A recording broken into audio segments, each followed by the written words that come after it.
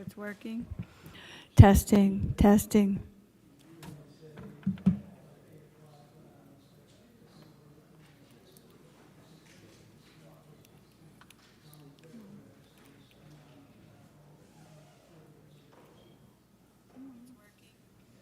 Testing, testing. Okay. It's working. My favorite. Okay.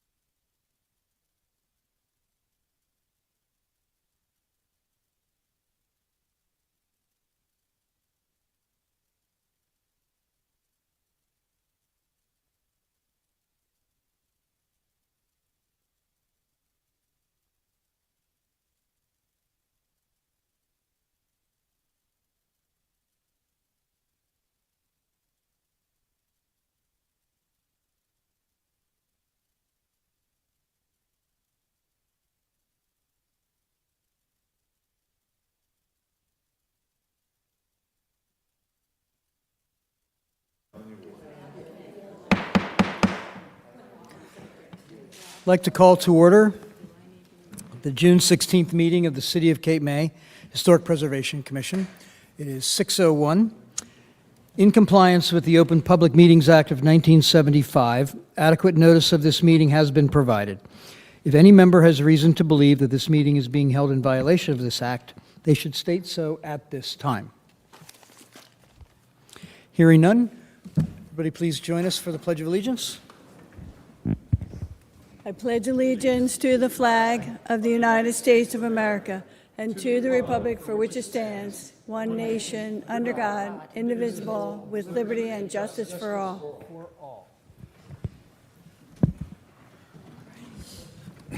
Karen, could we have the roll call, please? Yes. Mr. Becker? Here. Mr. Testa? Here. Mr. Carroll? Here. Ms. Pasagno? Here. Ms. Wilson-Stradick? Here. Mr. Stevenson? Yes. Mr. Hammerin? Yes. Mr. Johnson? Mr. Kurtz? Thank you. So everybody should have received via email from Judy the meeting minutes from our last meeting, May 19th, 2025. Everybody have a chance to look at those? Excuse me, Mr. Chair, you have May 15th as well? Do you do two at once? I'm sorry? There's May 15th as well. Do you do Oh, I'm both? sorry, yes, and May 15th from our special meeting. Thank you. Okay. Thanks, Karen. Sure. Everybody have a chance to look at both of those? Move we approve. I move for approval. Great, so we Second have the a motion. I'm good. Okay.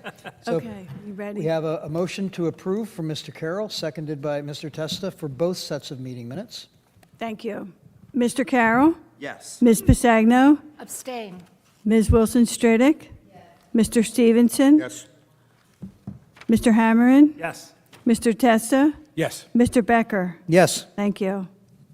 We also have received an invoice for payment of bills to our solicitor, which everybody also received a copy of via email. I'd like to entertain a motion to approve that payment of that bill, please. Motion. Second. Moved by Jake. Jake. Oh, thank you. And seconded by Mr. Hammerin. All in, oh, I'm sorry. Roll call. Okay, yes, Mr. Carroll? Yes. Ms. Pasagno? Yes. Ms. Wilson-Stradick? Yes. Mr. Stevenson? Mr. Hammerin? Yes. Mr. Testa? Yes. Mr. Becker? Yes. Thank you. We have three resolutions. Heathcote at 1283 Lafayette Street, Block 1061, Resolution 2025-20. Burton at 302 Howard, Block 1065, Resolution 2025-21. And McFarland Associates LLC, 112 Madison Avenue, Block 1096, Resolution 2025-22. I'd like to entertain a motion to approve these resolutions or ratify them. So move. Seconded. Moved by Mr. Carroll, seconded by Mr. Testa. Mr. Carroll? Yes. Ms. Pasagno? Abstain. Ms. Wilson-Stradick? Yes. Mr. Stevenson? Yes. Mr. Hammerin? Yes. Mr. Testa? Yes. Mr. Becker? Yes. Thank you. And we also have applications approved and denied in review. There's a list on the agenda. I'd like to also entertain a motion to approve or ratify these applications approved and denied in review. So moved. We seem to be very shy. Seconded. Okay, moved by Mr. Stevenson, seconded by Mr. Testa. Mr. Carroll? Yes. Ms. Pasagno? Yes. Ms. Wilson-Stradick? I have to abstain on the 10 Congress Street group, so that's Campbell, Dubleski, Kane, Kerr, McCluskey, and Norton. Other than that, yes, I approve. Okay. Mr. Hammerin? Yes. Mr. Stevenson? Yes. Mr. Testa? Yes. Mr. Becker? Yes, all except for I need to abstain for Seashell Properties at 609 Hughes Street, please. Thank you. Okay, well, that takes all of that standard business stuff off the table. Welcome, everybody. You may recall that at the beginning of this year, all the commissioners from HPC got together, and we've done this twice already. We're planning a third one, what we call alignment workshops. And at the first one, we spent about 4 hours aligning around what we really believe truly our work is and the core of our purpose, or the core purpose of that work here at HPC. So I'd like to ask Mr. Hammerin if he could please read that purpose statement. Sure. So the purpose statement for HPC's work is to serve as a catalyst for guiding and valuing Cape May's historical, cultural, and natural resources in ways that inspire and unite our community to steward these resources for the benefit of all, so that present and future generations continue to express the unique quality of life in this place we love. Thank you. Okay. So let's move on to old business, please. We have a representative of 918 Columbia Avenue here this evening. Please come on up and state your name and your address.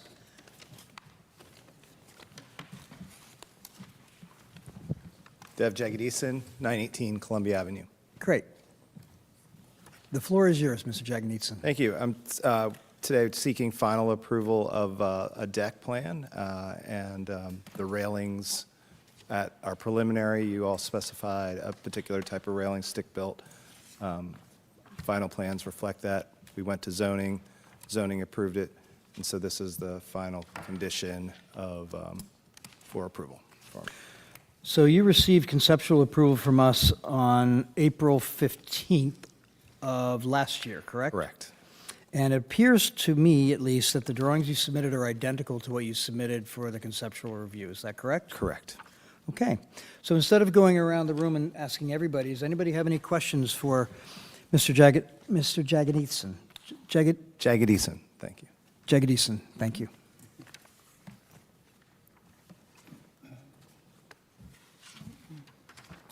No, and for that purpose, I would like to make a motion to grant final approval to this application since it complies with our conceptual review and is complete in all respects. I'll second that.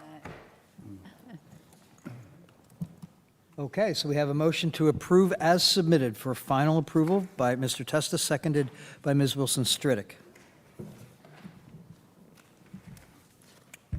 Mr. Carroll? Yes. Ms. Pasagno? Yes. Ms. Wilson-Stridick? Yes. Mr. Stevenson? Yes. Mr. Hammerin? Yes. Mr. Testa? Yes. Mr. Becker? Yes. Thank you.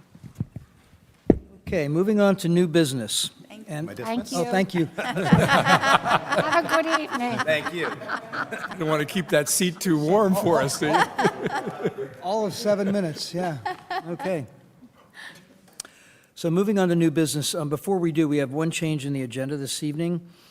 The second item on the new business agenda, Hobrow Incorporated at 301 Beach Avenue, has requested that we postpone their presentation until our July meeting on July 21st, so we can delete that from tonight's agenda. Okay, so the first new business item is the City of Cape May, 830 Canning House Lane, the desalination building. And Lorraine, would you like to give us a little presentation on that, please? Sure. So this is an application on 830 Canning House Lane. It is new construction. The city is looking at constructing a new building for the desalination plant. The existing building that's back there is going to remain. There's, on the second page on the materials checklist, there's a flat rubber roof that's proposed. The materials, there's brick on the lower part of the front elevation, metal trim on the windows, and then glass door with metal trim. On the, we okay to continue from our solicitor? Okay, okay. The third page is the site plan, which shows if you're, actually, when you drive in, the top part of the plan is actually how you drive in. So the first building that you hit is the DPW building. The way that we're looking at it on this plan, to the right of that is the existing water treatment facility, which is kind of in a shape of a cross. And then the one that is hash marked is the proposed building. And we move on to the elevations, which is on the next page. You can see the brick on the bottom part of it. Then it's a metal building. The architectural style is trying to keep in line with the existing building that you see to the right, and that's depicted on the very top of that elevation, where you see both buildings, and they look like, similar structures. And then the next page is an elevation showing the solar panels on the top. And the city is here looking for final approval. And if there are any questions. So anybody have any questions or comments? Two, first off, Yeah. this is a city project, so it doesn't get formal approval, it gets an advisory. An advisory report. Mhm. And I'm going to make a motion to render a favorable advisory report, but I am going to make a comment first. Sure. This is a brick and predominantly metal building. And someone has done a really nice job to sort of imitate the original waterworks. And so, as I said before to someone, I guess it was to John, I really like the cornice on the original building, and I'm going to suggest that the city consider the possibility of adding a cornice to the new building so that it looks like a building with a cornice and is Okay. a replication of the original building. I think it adds a little something to it, although it is steel and not brick at that point, and it may not be feasible, but I'm going to suggest that that be included as a possibility in the advisory report. And with that, I'll make a motion to render a favorable advisory report to the city on the project. So before we entertain a second, anybody else have any other comments? My recollection is that in the original look at this, the sides of the building emulated the front of the building, and then it was Kevin? changed to, Get a little closer. sorry. My understanding from the original structure was that the sides of the building emulated the front of the building, and that was later changed for cost purposes. They were modified to look more like the back of the building, I guess. Is that correct? Is that still in the plan that way? That is, the front dimension is, of course, a lot less than going, from front to back. But that is correct. Yeah, my recollection was that saved something like $1 million off the project or something. It was a big change to There was the a hu- yeah. sides of the building the other way. There was.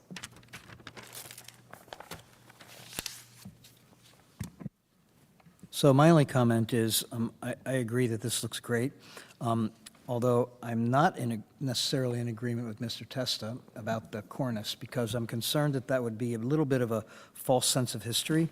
And what's interesting about this, as opposed to the brick building where the cornice wraps all the way around it, this is sort of a Western storefront in a way, because the front facade of this is taller and bigger than all the other facades, which just have a coping around the roof, so it would maybe be a little odd.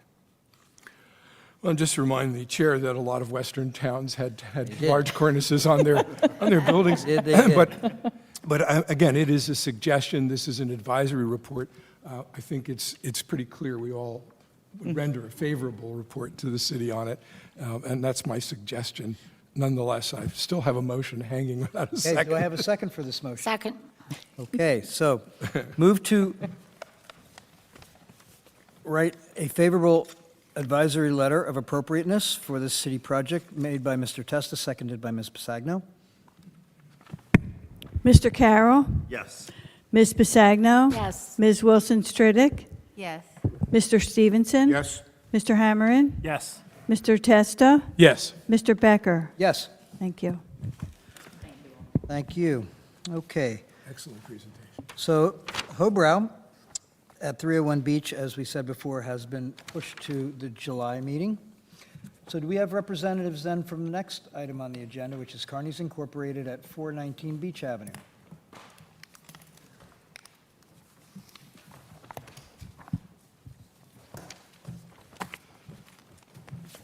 Some microphones up there. So if you could please state your name and your role on the project, please?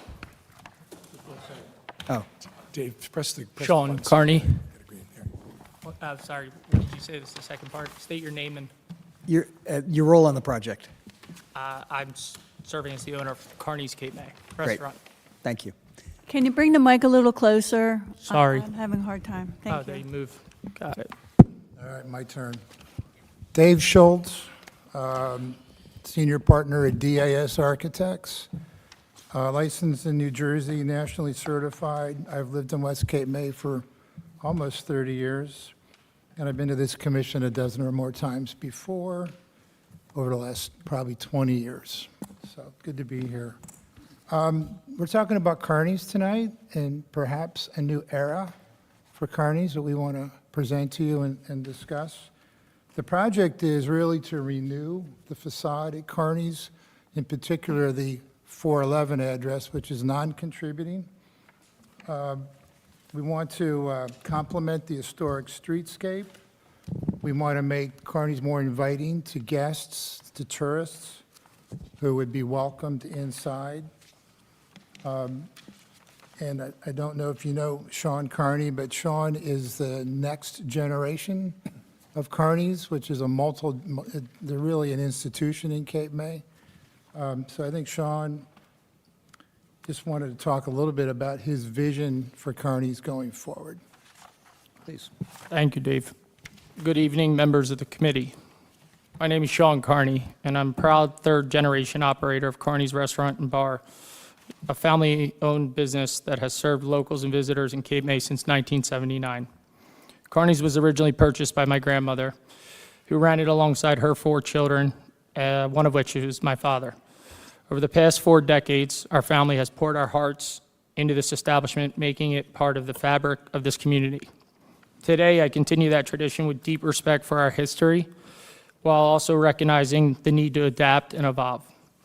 My goal is to enhance the overall dining experience by improving the quality of our food, updating our kitchen facilities, and creating a welcoming, open-air environment that celebrates our beachfront location, all while maintaining the integrity of the building and its historical character. We're committed to honoring the spirit of Kearney's while making thoughtful improvements that ensure we continue serving the community and its visitors for another 40 years. With me today is our architect, Dave Schultz of DAS, who will present the proposed renovation plans in more detail. Thank you for your time and the opportunity to carry this legacy forward with care and purpose. Thanks, Sean. Thank you, Sean. Just incidentally, we worked with Sean's father in the 90s renovating this facility. So his time has flown by. It's now 30 years later. For all of us. It's like, here we are again. All right, so you should, in your packet, just to confirm, you should have our cover letter, the historic property report, the application form, and a bunch of 11 by 17 slides. Sound right? So we'll just walk you through them. They're numbered, so if you can follow me, that would be great. This is the first one. So just want to point out, let's start with the bottom right. This is really kind of a head-on shot of Kearney's as it exists today. This is 411 Beach Ave. It's the non-contributing section. I think your grandfather built this originally, this facade. Am I right about that? It was actually built by SIDS Oh, in Sid. 64 and then purchased by my grandmother in 79. Okay, sorry. I would For not- for purposes of historical identification among people who've been here a long time, this is known as Kearney's, formerly Sid's, once Arnold's. Cool. Yeah, I mean, it's an institution. And it's interesting that back in the day, pubs were pretty dark, and they didn't want you to see inside, right? Because it was, stuff happened in there. So we learned, there's a reason for that. Yeah, well, that's changed. Times have changed. Howard Johnson changed us when he built all of his hotels with his restaurants that were all glass. The idea being that people want to see where they're going. They want to be able to see in. They want to know that it's clean, attractive, and it's not someplace they might get mugged. So the idea behind this project is to take that facade in its current position and completely rebuild the front onto Beach Ave. We're going to keep the pent roof that's there, but the facade will be taken apart and rebuilt in a manner that's more of a modern pub inspiration. The bottom left photo is kind of oblique. It's from the promenade. You can get to see the whole property with that view.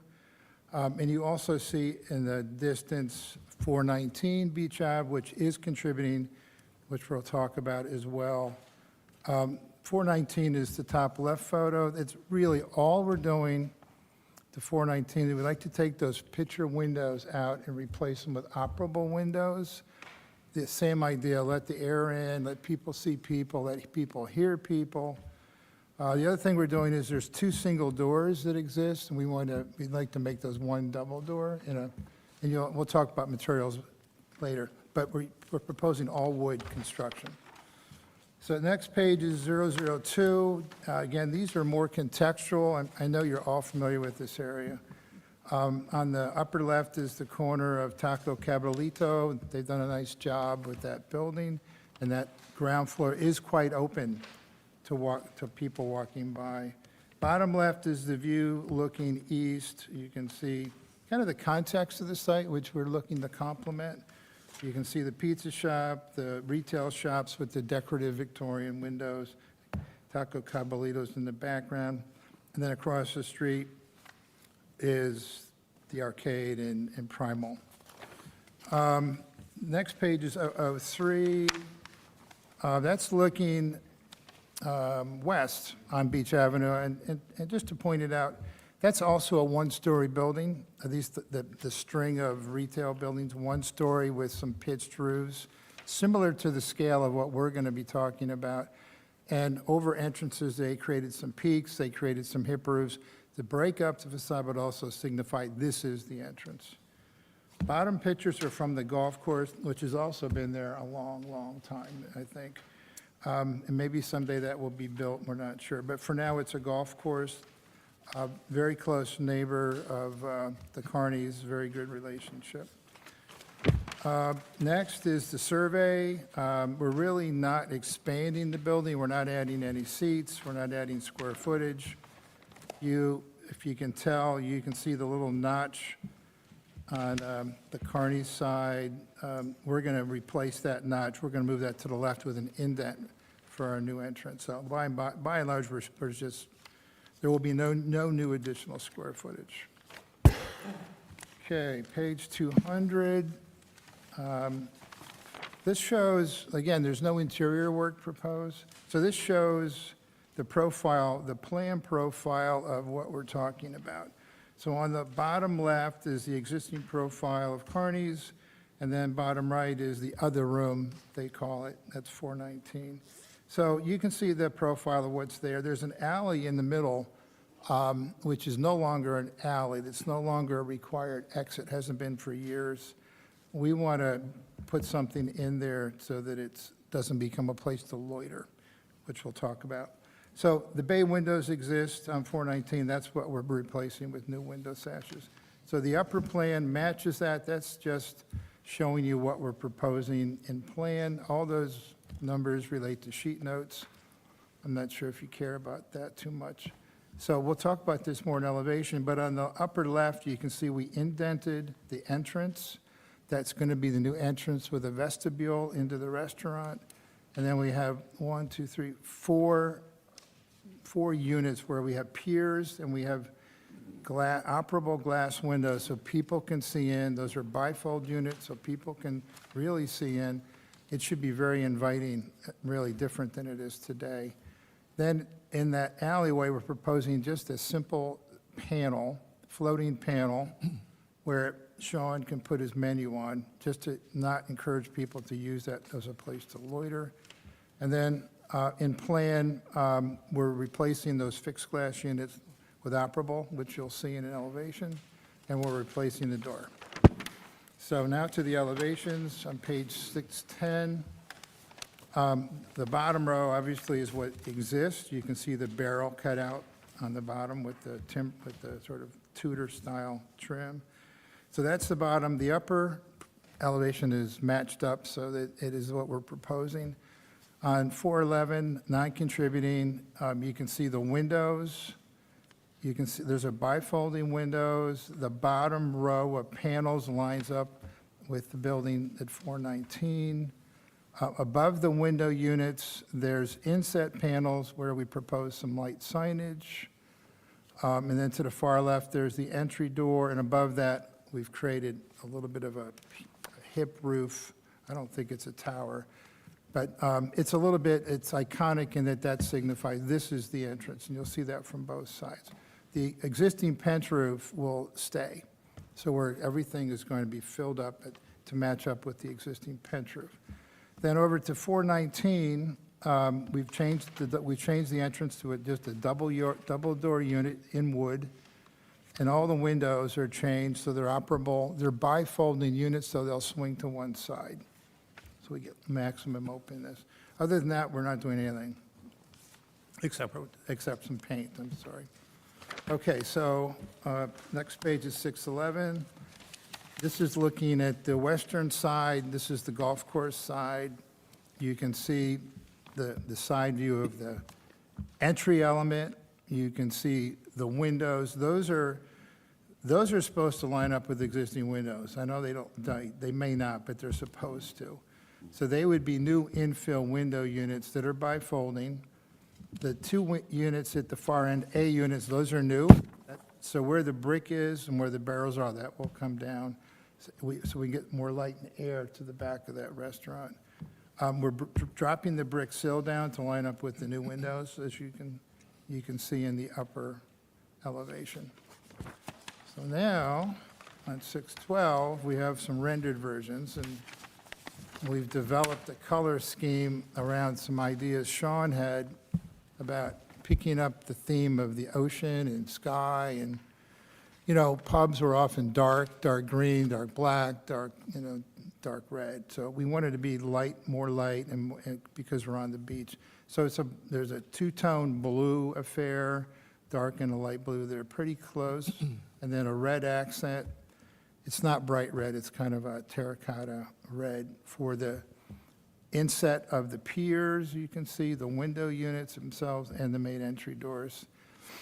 We thought that was kind of a nice, soft color scheme. And then on top of that, in those recessed panels, we have kind of a brown, amber brown beige tone in those, where we have painted signs that would be externally lit with those hoop lights. So we've taken the color scheme all the way across to the underside of the porch at 411, just to make the buildings more integrated and let them know that they are part of the same operation. So you can really see an elevation, the existing and the proposed. The top of the new tower would also be cedar shake. So we'll try to maintain the cedar shake that exists, because it looks like it's in pretty good condition, but we would match that with new cedar shake on the new tower. Then on 613, that's the side view, again, looking the golf course view, but in color. You can see with the trim, with the applied trim and the recessed panels, we're maintaining the same aesthetic that we've proposed on the Beach Avenue facade, so it wraps the building, and frankly, will be fairly visible. So that's that facade, and that pent roof exists as well. That's really more cosmetic. Same thing on 614, except we specified our products. You can see the brick, the cedar shake, our color tones, our wood siding, wood trim, and windows are by Sierra Pacific, and so are the doors. So they'd be solid wood. Am I going too fast?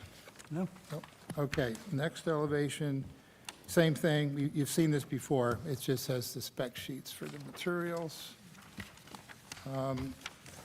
We also prepared some sections, some detailed section cuts through the front facade. The first one is right at the entryway. You can see to the left, that's the door. And then that's recessed, so you can see there's an overhang. And then there's a floating pier.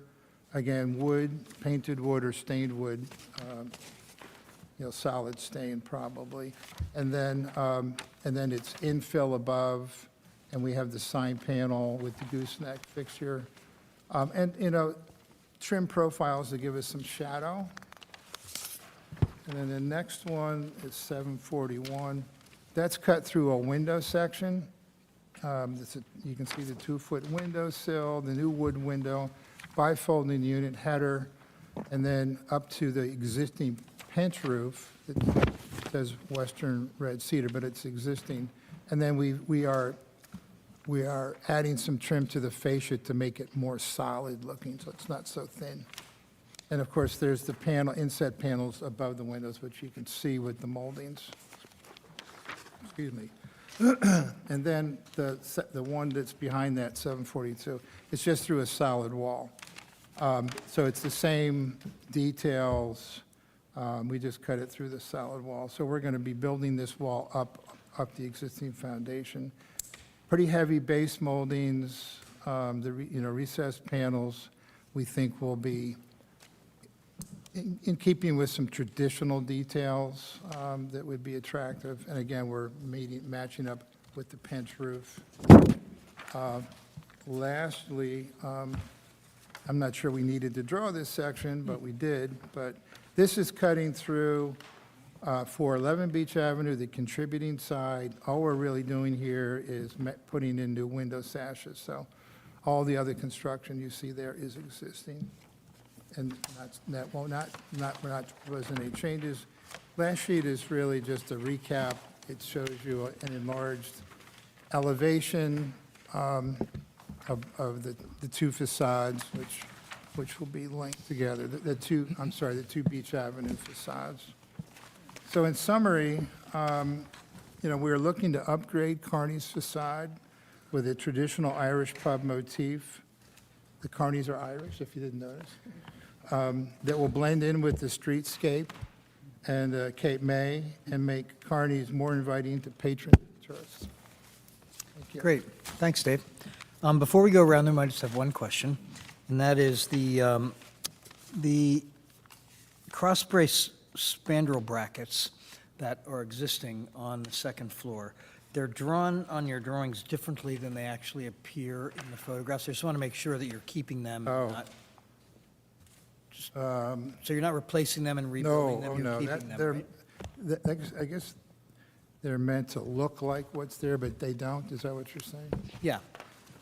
So I just want to make sure that we're leaving those cross-spandrel brackets and not, because they were specifically called out in the historical report as being, Yeah, we're not changing those. Do they look different to you? yeah. Okay. Yep, there's a bit of a member missing, there's a couple things. Okay. Just, Yeah, my fault. okay, just want to make Yeah. sure of that. Okay, so with that said, Yogi, do you have any questions or comments? I think it's a wonderful project. I've been there, known the whole family a long time. And it's time. The generation, the ancestor, I think our beachfront and our tourist industry. Best of luck with this.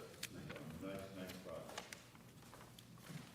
Your mother, your grandmother. Your grandmother. I agree with Mr. Kurtz. I just have a couple of quick questions because there was a couple of things that I don't know if I was real clear with. When you were talking about the windows, they're going to be opening and bifolding inside, correct? They actually can go either way. They bifold in or out. Okay, because just the close proximity to the Yeah, sidewalk this- there. Yeah, we thought of that, so they'd probably be bifolding in typically. Yes. They go in and out. Yes. You'd want them to Okay. bifold in. Okay. The current windows are non-operable, am I correct, on the golf side? They are not. They're not operable. I didn't think so. Okay.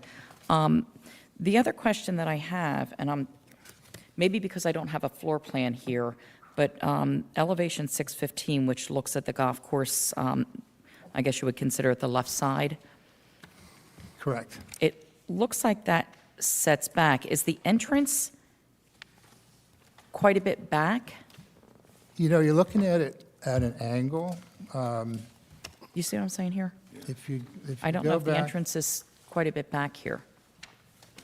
there's a floor, if you go back to sheet 200, About two, right here, oh, about 2 feet, Set back about 3 feet. 3 feet. Yeah. yeah, maybe the survey plan would help you. If you look at the survey plan, Then this is what I'm looking at here. there's a notch. If you look at the survey plan, Okay, you see that notch, a pretty severe notch, triangular space. yep, So that- okay, That forms we're not increasing the footprint at all. We're working within the existing footprint. Yeah, it actually creates a little covered area a right little outside. covered area, yeah, Yeah. okay. Okay, and that's nice as far as that small little alcove in there. Okay, from the one elevation, it wasn't real clear to Yeah, it's really hidden into that view, yeah. Tom? Okay. Oh, I'm sorry, are you done, Lorraine? I am. Great, thank I you. am. On both 614 and 004, you're showing both of the buildings, and I'm just wondering why on the conforming building, the contributing building, you want to keep white on the second floor when all the other flat surfaces in the background are that lighter blue. In one thing, it makes it sure that that seems like a separate building, but in the other way, it's so different than from the bottom that, you know, I will admit in the 1890s, sometimes different layers of houses were painted in different colors, but I was wondering if you wanted to tie that in a little bit more with the other building. I guess our thinking was the building is currently white. It's just recently been painted. We hate to kind of repaint. Yeah. And, you know, that we're leaving the porch columns white, so that whole framework stays the way it is. And we like the idea, because Carney's is a one-story building, of carrying the first floor out, Yeah, carrying just the first floor across in terms of okay. color and finish. The upstairs is an apartment and really not part of Yeah. the operation. Okay. That's our thought on it. I mean, I'm colors okay could be with that. discussed, I'm sure. As we say, you're only one paint color away from perfection. You know, paint can, my wife always says, Especially down here in the salt air. my wife always says, paint is easy to That's all. change. That's all I have, Mr. Chair. It's simply a Thank you, Tom. matter of the, Mr. Testa? this is one of the nicest plans I have seen in a place where a nice plan is really needed. You referred to it, David, as Tudor style. I'm not sure what I would refer to the kind of a hole in the wall with the stucco and half timbers. I have to say, both in terms of the preservation of the treatment of the contributing structure, which is enhanced, and I think the colors make a difference, and I think you're moving to windows to provide more air, and it makes perfectly good sense, even in the contributing structure. But with respect to the non-contributing, it is a remarkable job.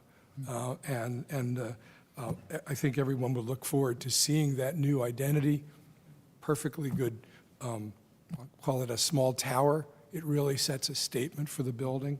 And to introduce light and air through all those windows into essentially what was a dungeon, or looked like a dungeon. I think it's just, I mean, it's just one of the nicest projects I've seen come in front of us. So I have no particular criticism with respect to any part of it. Thank you. Janice? Looks great, and congratulations on doing your grandmother proud. Thank you. B? I wasn't going to say this, but when my father was the mayor and he would have dignitaries come to town, he was very good friends with Frank Rizzo, who was up and coming in the police force in Philadelphia. And he took everyone to SIDS because in that time, it was the place to go. It was very modern, et cetera. And that's where I met Frank Rizzo myself. However, both my father, God rest his soul, Frank Rizzo, they're all gone. And it is time for this place to move on and to accommodate the streetscape more. My question was the same as Tom's. Why the white on the top? Also, the columns on the bottom are white, and your columns on the other building are painted. And I was wondering about that. I'll probably get the same answer. Well, you know, if you think about it in 3 dimensions, the columns are freestanding out by Right. the curb. They're not part of the building facade. It's part of a porch structure. So we thought that deserved to be white, so it really stands out. That's But the why other we, ones are, even though they're not the same columns, the other ones on the entrance to the non-contributing building are painted. those are, well, yeah, they're all piers except for the last one on the Okay. left. There's one that's recent. Those are part of the, they're really part of the wall, so to speak. Okay. Interesting that 2 people now have questioned that, but I don't know. I mean, that was just our intuition, was to to run the blue treatment through on the bottom and not the top. I think across the bottom, I don't know, Tom Moore knows more things about these colors than I do, but that's the first thing that Yeah. jumped. Otherwise, I think it's just gorgeous. great. It really Thank you. is. It's wonderful work. Thank you. Thanks, B. Jake? Yeah, Long Beach Avenue, there's a lot of buildings that really don't fit into the fabric of the community, the historic fabric. A lot of modern construction. This between Taco Caballito on the end and its perfect bookmarks, that's going to be one of the nicest blocks along Beach Avenue. Well done. Thank you, Jake. Kevin? Well, I would certainly echo the comments about the attractiveness of the building. It's a gorgeous renovation. Nice job with it. A couple of things I noticed. First of all, I guess I'd be number 3 on why are you not? You know, four makes a majority. Excuse me, Mr. Hammerin, could you turn your mic on, please? Thank you. Sorry, I'm the one that's the worst with the microphones. So a couple of other comments. Well, again, for the record, you know, I was going to ask the same question about the blue on the top, second floor. From my notes, a couple of things. One is, if you look at the property report, the picture in there shows those spandrels on the first floor as well as the second floor. They don't exist today on the first floor, so they must have been taken down sometime in the past. I don't know when, maybe the renovation in the 90s or something? Sometime after 2007, because I think that's when that Yeah, report was made. because the property report says very specifically, page here. It says, every effort should, this is eligibility. Only the stick-style building, Carney's other room on the east part of the lot, is eligible as a contributing resource in the Cape May Historic District. It is a good example of a stick-style commercial building and has retained a medium level of architectural integrity. Every effort should be made to retain the special elements in the building, such as the porch posts and the spandrel brackets.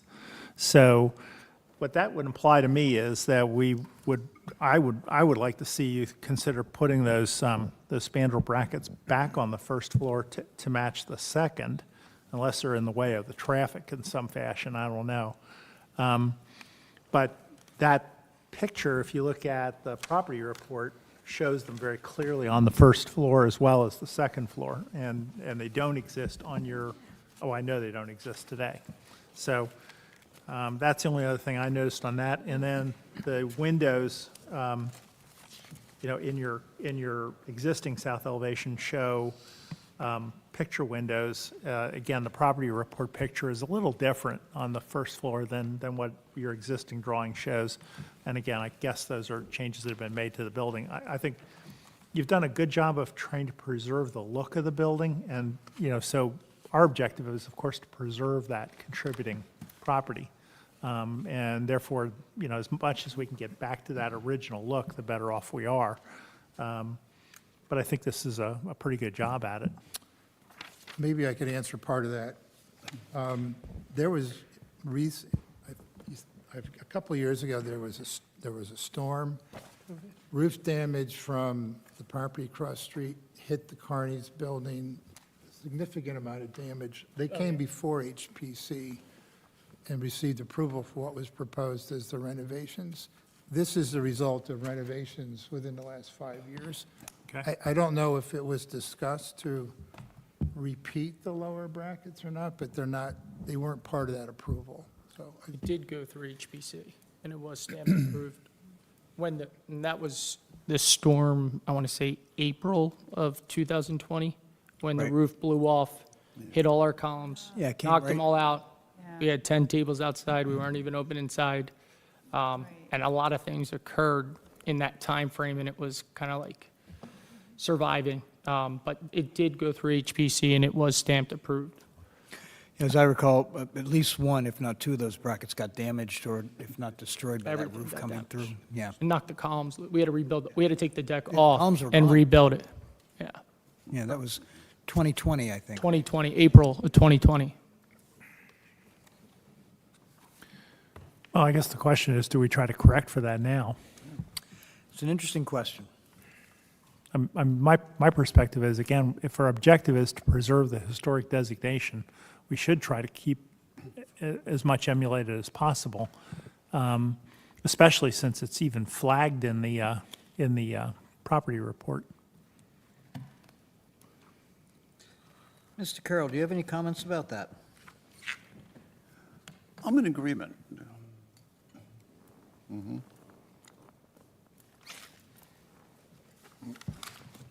I'm afraid this sounds a little bit to me like we're walking back what might have been approved. We may be, but that's just correcting an oversight or something that wasn't picked up on 5 years ago.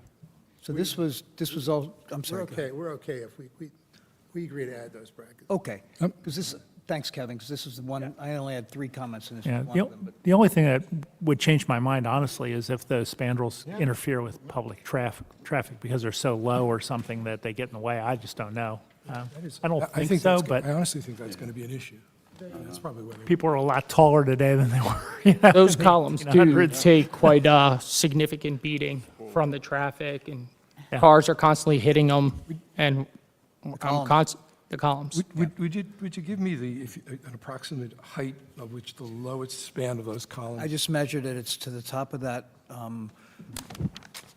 the mid-span capital trim it looks like it's almost exactly 7 feet above the sidewalk, because I was concerned that maybe they were too low, maybe that's was part of the problem, but at 7 feet, they're fine. Yeah, And that would be at the absolute lowest point where the angle hits the column on the top of that trim. Yeah, we'll have to measure in detail that, but yeah, we'll do that. It's, I mean, your drawings are to scale, at 1/8-inch scale. Yeah. Yeah, and it's exactly 7 feet from what I scaled, yeah. So then I would make the argument that we should try to put the spandrels back. So Kevin, just to, I'd say reiterate what you said, on page 34 of our standards, when it's talking about porches, if the original or historic porch does not exist, but there is physical or documentary historic evidence of what was originally there, the new porch should replicate it in both materials and design. So our standards do specifically address this.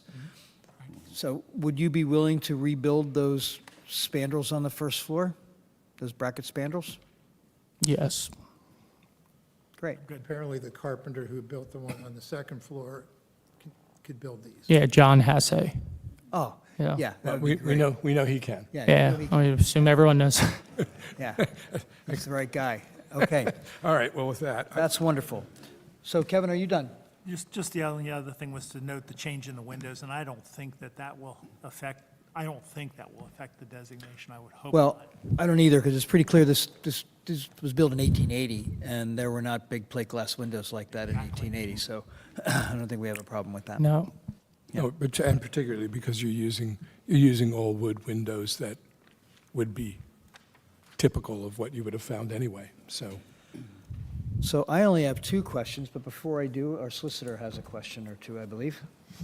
Mr. Schultz, the applicant has marked conceptual. You anticipate making a planning board application in connection with this? You've got a contrast date between your letter and the application itself. Really? Yeah, your letter Okay, talks about so, applying for final, and the application talks about We conceptual. intended this to be a final, which is why we produced all the details. We still have to go through zoning to make sure we're in compliance. We think we are, but we would do that next. So and we're not here to do zoning, but I'm just trying to get a sense of the project that you're proposing, and if you go to a board, how it might change, if at all. If I'm looking at 01, and you tried to put some angles in here about the proposed building, I'm just trying to get a sense for the board, the contrast between, and just picture number 1, streetscape photograph along Beach Avenue looking north. There's the existing contributing building with the porch sticking out, and then the current left side Carney's building that's kind of back behind the sidewalk.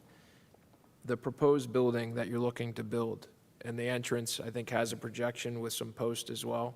Is that going to go into the sidewalk area like the current contributing building, or are you going to recess that back using the existing front facade building? Are you setback talking line? about 411 or Yeah, 419? Yeah, because you're going The- to completely okay. change 411, right? Well, yeah, we had a plan profile that addressed that on 200, page 200. But I can tell you that we're not increasing the building footprint. We would be working off the existing wall and go straight up. We're not. Not looking to go further out into Not at all, the not sidewalk. at all. And Right, and we're okay. actually, I mean, there's one post that's freestanding that's at the entrance where we have a recess at the far left side. That's all within the building line. Right, drawing 200 shows that. That's all within the building line that exists. So it looks like the area that you're enclosing where the current inset is, looks almost exactly the same as the square footage of the area that It you're is. buying That- back. That was calculated. Correct, so you're not changing the square No, footage of There's no habitable new space. interior changes. It's really just exterior facade changes in place. Thank you. And have you had any preliminary discussions with the zoning officer about this project? We have not. Okay. That's our next step. But again, we don't have any, we're not expanding it, we're not adding seats. I think the signage we'll have to calculate for him. Right. But I don't know if there's anything else he'd be interested in. And I'm not weighing in on any of those items right now. I'm just trying to get a sense of Yep. what other factors may be in play. Yeah, but we were hoping that this was a final application.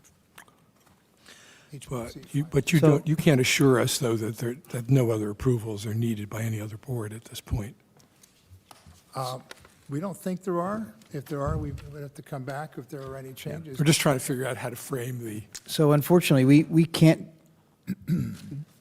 provide a final approval until you have zoning approval. Okay, However, the final submission that you make, if there aren't any changes, it will be almost as simple as the prior gentleman, because okay. you submit the same drawings. Same It'll material. be pretty much a fait accompli. Okay, so I only have two very, very minor questions. Kevin took care of the brackets for me. The signage, I'm just trying to figure out what the signage is made out of, because we have several signs, the ones that say food and fun, and also the Carney's sign. Yeah, we've been talking about it, painted, carved wood signs. Great, Yeah, with surface light. great. Yep, nothing you wouldn't like. Perfect, thank you. And the last one's a really small detail, but the lamping in the lights that you're using, just want to make sure that it's a warm 2,500 degree Kelvin light as opposed to a 3,500 degree Kelvin light? We totally agree. Got to be Got it, warm light, okay. totally. So it sounds, spoken like a true Leeds fellow. Leeds is a town in England, no. I know it's not. Yeah, yeah. I can make a motion for conceptual Please. approval at this point. So, having had the application in front of us, I would move that we grant it conceptual approval. And among the parts of the conceptual approval will be the applicant's agreement to bring in back the brackets on the first level, Specifically, the cross-braced spandrel brackets, as it were. correct, on the first floor. Yes, because they're already there. I think that's the only Any other? It's the only mitigating factor, correct? Yes? Because we're not really taking jurisdiction over paint, as far as I know. Going back to the windows, just a quick comment. If you look at the upper windows, they're 6/1s. The ones on the bottom floor are picture windows. We know they would probably never have had picture windows when that was built, simply because of the cost of the glass. But I guess the only other option would be to go to a 6/1 on the first floor as well to emulate the second. I don't think that, again, I'm going to go back and say what I said. I don't think that's likely to jeopardize the contributing status, but I'm certainly not an expert in that. Well, my personal belief is if it wasn't jeopardized before, it's not jeopardized by Yeah, this. Yeah, Right. yeah. So, anyway, I think I made a motion for conceptual approval of the project. I will second it. Okay, so we have a motion to approve with the one condition being the inclusion of the cross-brace spandrel brackets on the first floor, moved by Mr. Testa, seconded by Mr. Carroll. Thank you, Mr. Carroll. Yes. Ms. Pasagno? Yes. Ms. Wilson-Stradick? Yes. Mr. Stevenson? Yes. Mr. Hammerin? Yes. Mr. Testa? Yes. Mr. Becker? Yes, Thank you. very nice work, gentlemen, thank you very much. Thank Thank you you. very much. Next, we have Cape Jetty LLC, 6 Second Avenue, 2 submissions, one for demolition and one for a proposed new 3-story hotel building.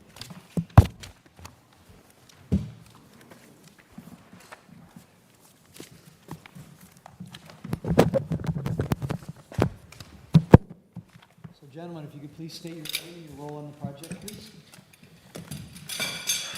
Sure. Good evening, Mr. Chairman. To briefly introduce myself, my name is Peter Chicanius. I'm actually an attorney at the law firm of Highland Levin Shapiro. The applicant's representative, Mr. Manny Demutis, is currently out of the country.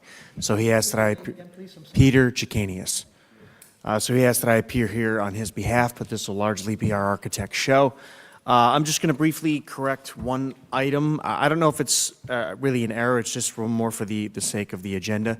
It says that the applicant is Cape Jetty LLC. The actual applicant is Avue LLC, spelled A-V-U-E. So that's the correct name of the applicant.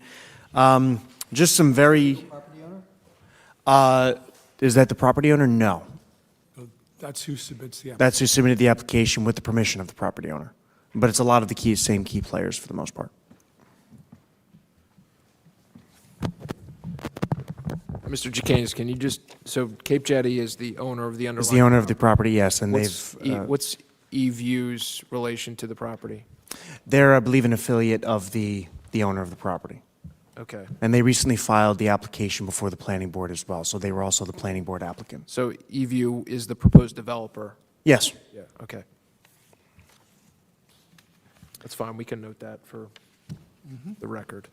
Okay, so if we could, please, let's go through these as two separate applications. The first one is the demolition application.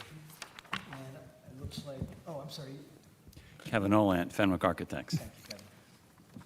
Looks like you're reaching for the 7 criteria for demolition? Yes, and basically... Good start.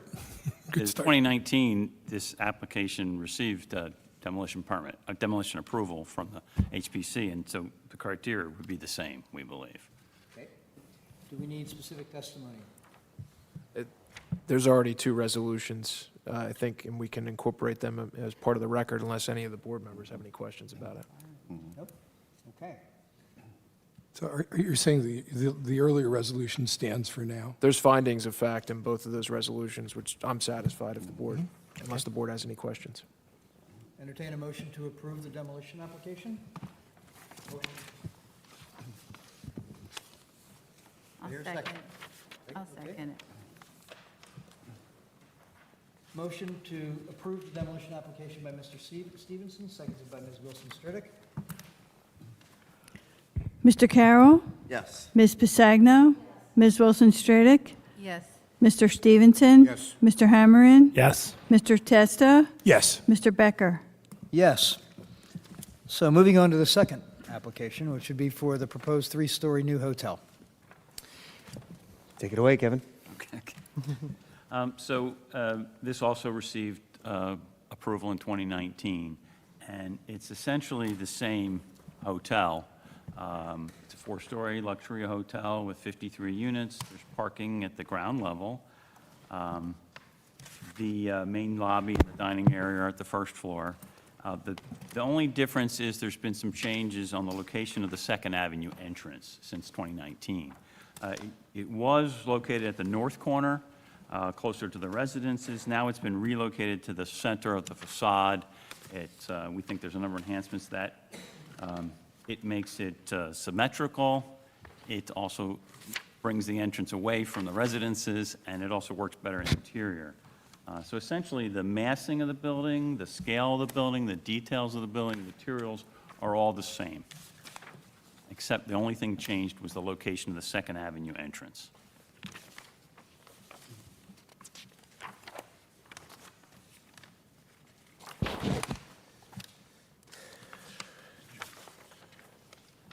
Okay. So, we go around the room. We'll start the other way. Mr. Hammerin, would you like to begin? Could just, we have a clarification here. Again, I see 2 X's in my boxes here, conceptual and final. Both have been checked. Well, I can address that. We've formally withdrawn our application for final approval. We're here simply seeking This is conceptual. a conceptual Yes. application. Okay, great. Yeah, just so everybody knows, this was brought before the planning board on June the 10th, and it was denied by planning. So we can't offer final approval. Okay? So you are amending this to be a conceptual submission, correct? Yes. Okay, so a couple of things then from my standpoint. There are, I think I counted 79 parking spaces. Yes, and that includes stacked. There's actually, I believe, 57 Residents. single spaces with the potential to have whatever that difference is in math as stacked parking spaces. I believe it's 22. So For residents 79 are total. only allowed one car? Is that the way that works? Well, the way it was proposed before the planning board, and as the chairman mentioned, it was denied on June 10th. We do anticipate filing an appeal of that. It's essentially going to be valet, what we proposed was exclusively valet parking. So, and an all-inclusive style type business model. So patrons of the hotel would pull in, have their cars parked for valet, and the idea would be they would stay there until they leave, because, thankfully Cape May is a largely walking city. So that was what we were proposing. And what's the peak staffing complement? The peak staffing was 19 spaces, 19 employees on peak staffing. Is there a restaurant proposed for the site? There is, but it would be, one of the proposals that we had in connection with our application before the planning board was that because the business model was to be all-inclusive, all of the amenities, including the restaurant on site, would be limited to hotel guests only. So essentially, if you're staying there, you can use the amenities. If you're not, and you're simply a member of the public looking to walk in, that's simply not permitted. And you would not then permit, I'll call it big venues like weddings or something like that? No. Either? Okay. So the staff complement is inclusive of the restaurants and everything else, right? Yes. Okay. The ground coverage on this is pretty significant, so is there a drainage plan that's been associated with this? No, so, what happened was, right now, the impervious coverage on the property as it exists today, I believe, is 78 point something %, which is actually 3% over the 75% maximum. Our proposal lowered that to be a little over 74%, so we actually brought it from not being compliant to compliance. Because of that, it actually does not qualify, and this is part of, and I'm getting a little bit into Mr. Hurlis's actual review letter in connection with the planning board application, but because we're actually decreasing the impervious coverage on site, this did not qualify as a major development necessitating a separate stormwater management plan. However, what we did propose in connection with the stormwater runoff was acceptable to the planning board engineer. That was actually one of the only things that wasn't a question in the two hearings that we attended before the planning board. Okay. Are there any rooftop activities on this building? Yes, the pool, I believe, is going to be located on the roof. On the roof? But it's next to the fourth floor units, so it's really this area. Okay. And very quickly, Kevin, just for the sake of the record, That's a third floor, and the rooftop would be the fourth floor. It's really not the rooftop. It's really the roof of the second floor, so it's really third. I see. Third floor Okay. pool. Okay. and Kevin, just for the sake of the record, which document in the plans were you pointing at when you made that reference? On HPC 6. Okay. Rendering. Is this HPC 6 here that you pointed to? Right? Yes. Okay, thank you. I don't have any other questions at the moment. Okay, unfortunately, I did watch that epic planning board meeting, so I'm going to limit my questions to streetscape. Thankfully, I can't lose any more hair. Yeah, but I can see what you're planning to do, that you're trying to emulate the grand hotels of Cape May's past, and I think you've done a pretty good job. One problem that came up in a lot of big cities, when they build a tall office building, along the ground level of the office building, there is no place for real pedestrian interaction. It's just a slab of concrete, and it's really not conducive to a good pedestrian experience. Looking at the ground floor, it is kind of a big block of stone and the lattice. I'm just wondering if you could put something in there that would add a little more, something a little more oomph or experience for the people walking by, as opposed to just a big wall. Again, we have other communities nearby where there's garage doors down entire blocks. I can use that as another example. And I don't know whether it could be a landscaping feature. And my second comment would be that there tends to be a lot of projects coming in front of us where they're using board and batten as an accent. And it just reeks of modernness when you see that. And All the examples of turrets or towers that I've looked in from the period of significance have all been clad in cedar shake or shake siding. And again, just something that I think would make it could have sort of blend into the grand hotels of the past. But other than that, I think it's a nice job. Speaking streetscape-wise, I agree with Jake. I just wonder, have heard so many things, I did not get an opportunity to watch the planning board. Could you just explain the restaurant situation to us one more time? I was told, this is probably incorrect, that you only expect people from the hotel to eat at the restaurant? Yes, so I'll give a little bit of a background as to the property, and it might give the board a little bit more color as to why we were proposing to limit the amenity space. So in about 2021, the applicant, not Avu LLC, the actual property owner, Cape Jetty LLC, filed an application. And what was proposed at that time was to have a restaurant in the hotel that was open to the public. The pushback on that was substantial, given that there are known traffic conditions, and I'm not too familiar with Cape May. I live up in Monmouth County, and I don't come down here that often, so I wasn't familiar with this myself, but it was very clear to the board, to the applicant, and based on the members of the public's comments, that traffic is an issue in that area of Beach and Second Avenue. So the public interaction, and this I think also goes to your comment, Mr. Stevenson, with respect to why it seems like there's a little less opportunity for public interaction. That was, I'll say discouraged, was because they said, listen, if this is open to the public in addition to the members of the hotel, it's simply going to be way too crowded, especially from a public parking traffic standpoint. So when we came back for this most recent application with the new applicant, Avu LLC, taking that into account, we propose to limit the amenity space strictly to hotel guests only, including the restaurant. And that's everything, whether the bar, the restaurant, any hotel amenity would not be open to members of the public. And then the question became, how are we going to enforce that? How are you really going to limit it to members of the public? And that's when the all-inclusive business model came into play where, and I'm sure many of us have been to all-inclusive resorts that where typically you need some sort of key fob or wristband or something along that line to kind of indicate that you are a guest at the hotel and therefore can make use of the amenity spaces. Again, that application was unsuccessful, but that's what we proposed. And again, we're hoping to be successful on appeal, or perhaps a resolution can be reached prior to or during litigation.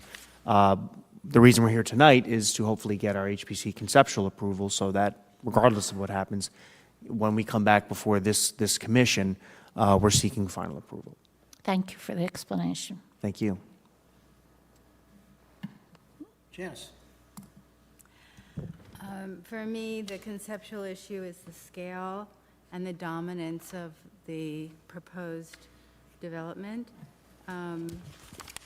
While it is an attractive building and the reference to the Grand Hotels may be considered a justification, the Grand Hotels of Cape May were surrounded by green space, and they had views of the water.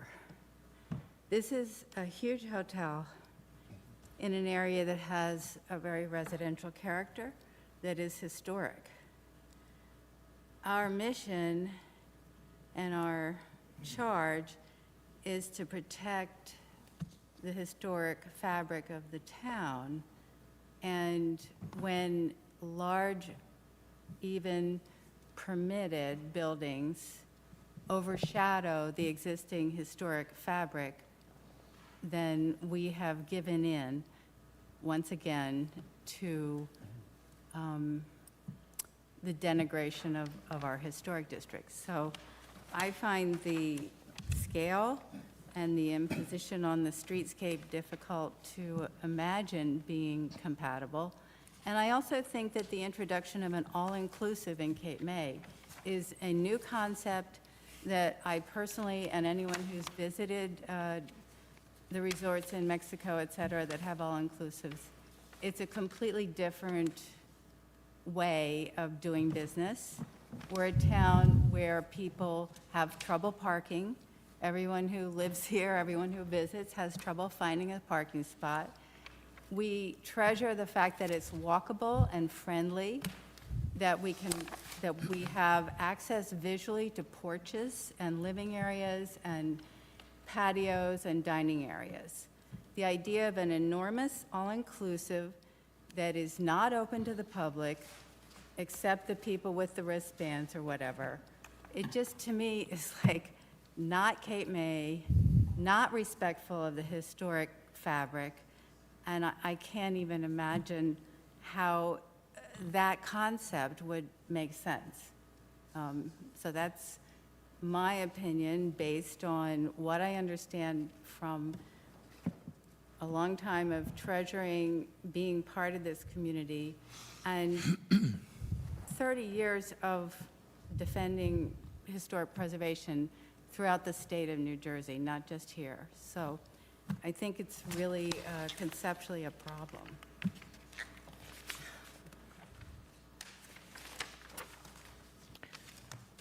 Mr. Chairman, I would like to agree with Ms. Stridick as far as it is, and I know our premise here is supposed to be streetscape, but I don't know if you want to hear a word like hardscape or anything like that. It is not Cape May. I know it just does not exist. Everybody is welcome everywhere, and that's the way we've been. I'm not going to comment on the business practices Okay. of what's exclusive and what's not. I don't think it's my business to be social about it, but I am going to agree with Janice that I find that this is a massive monolith. The design of it as a design in terms of emulating the Grand Old hotels is, I think, consistent with some of those points. But it's 1 story too tall because of the parking underneath. You've had to elevate it to get the rooms you need on top. So it's 1 story too tall, and it is just too large for the space. Again, I have no objection to the design in terms of the way it looks, but it seems to me that it is far out of proportion to the existing streetscape and to the residential neighborhood to the side of it. And I really don't, I wouldn't pick on particular design elements because I think they're good. It's not the look, it's the size, it's the massivity.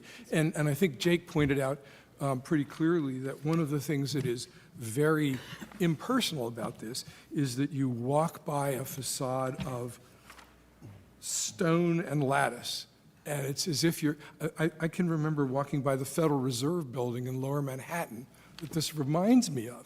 It's just so unfriendly from the street that something would have to be done, realizing that you got to put parking somewhere and you're going to have to put cars underneath it. You have to do something to soften that facade, which is very unfriendly to people who are going across the way, going to the beach, and unfortunately it sounds like not going to your dining room either. But anyway, those are my comments. Thank you. Mr. Carroll? I'm agreeing with most of my other members here. When you came in, you described this as a 3-story building.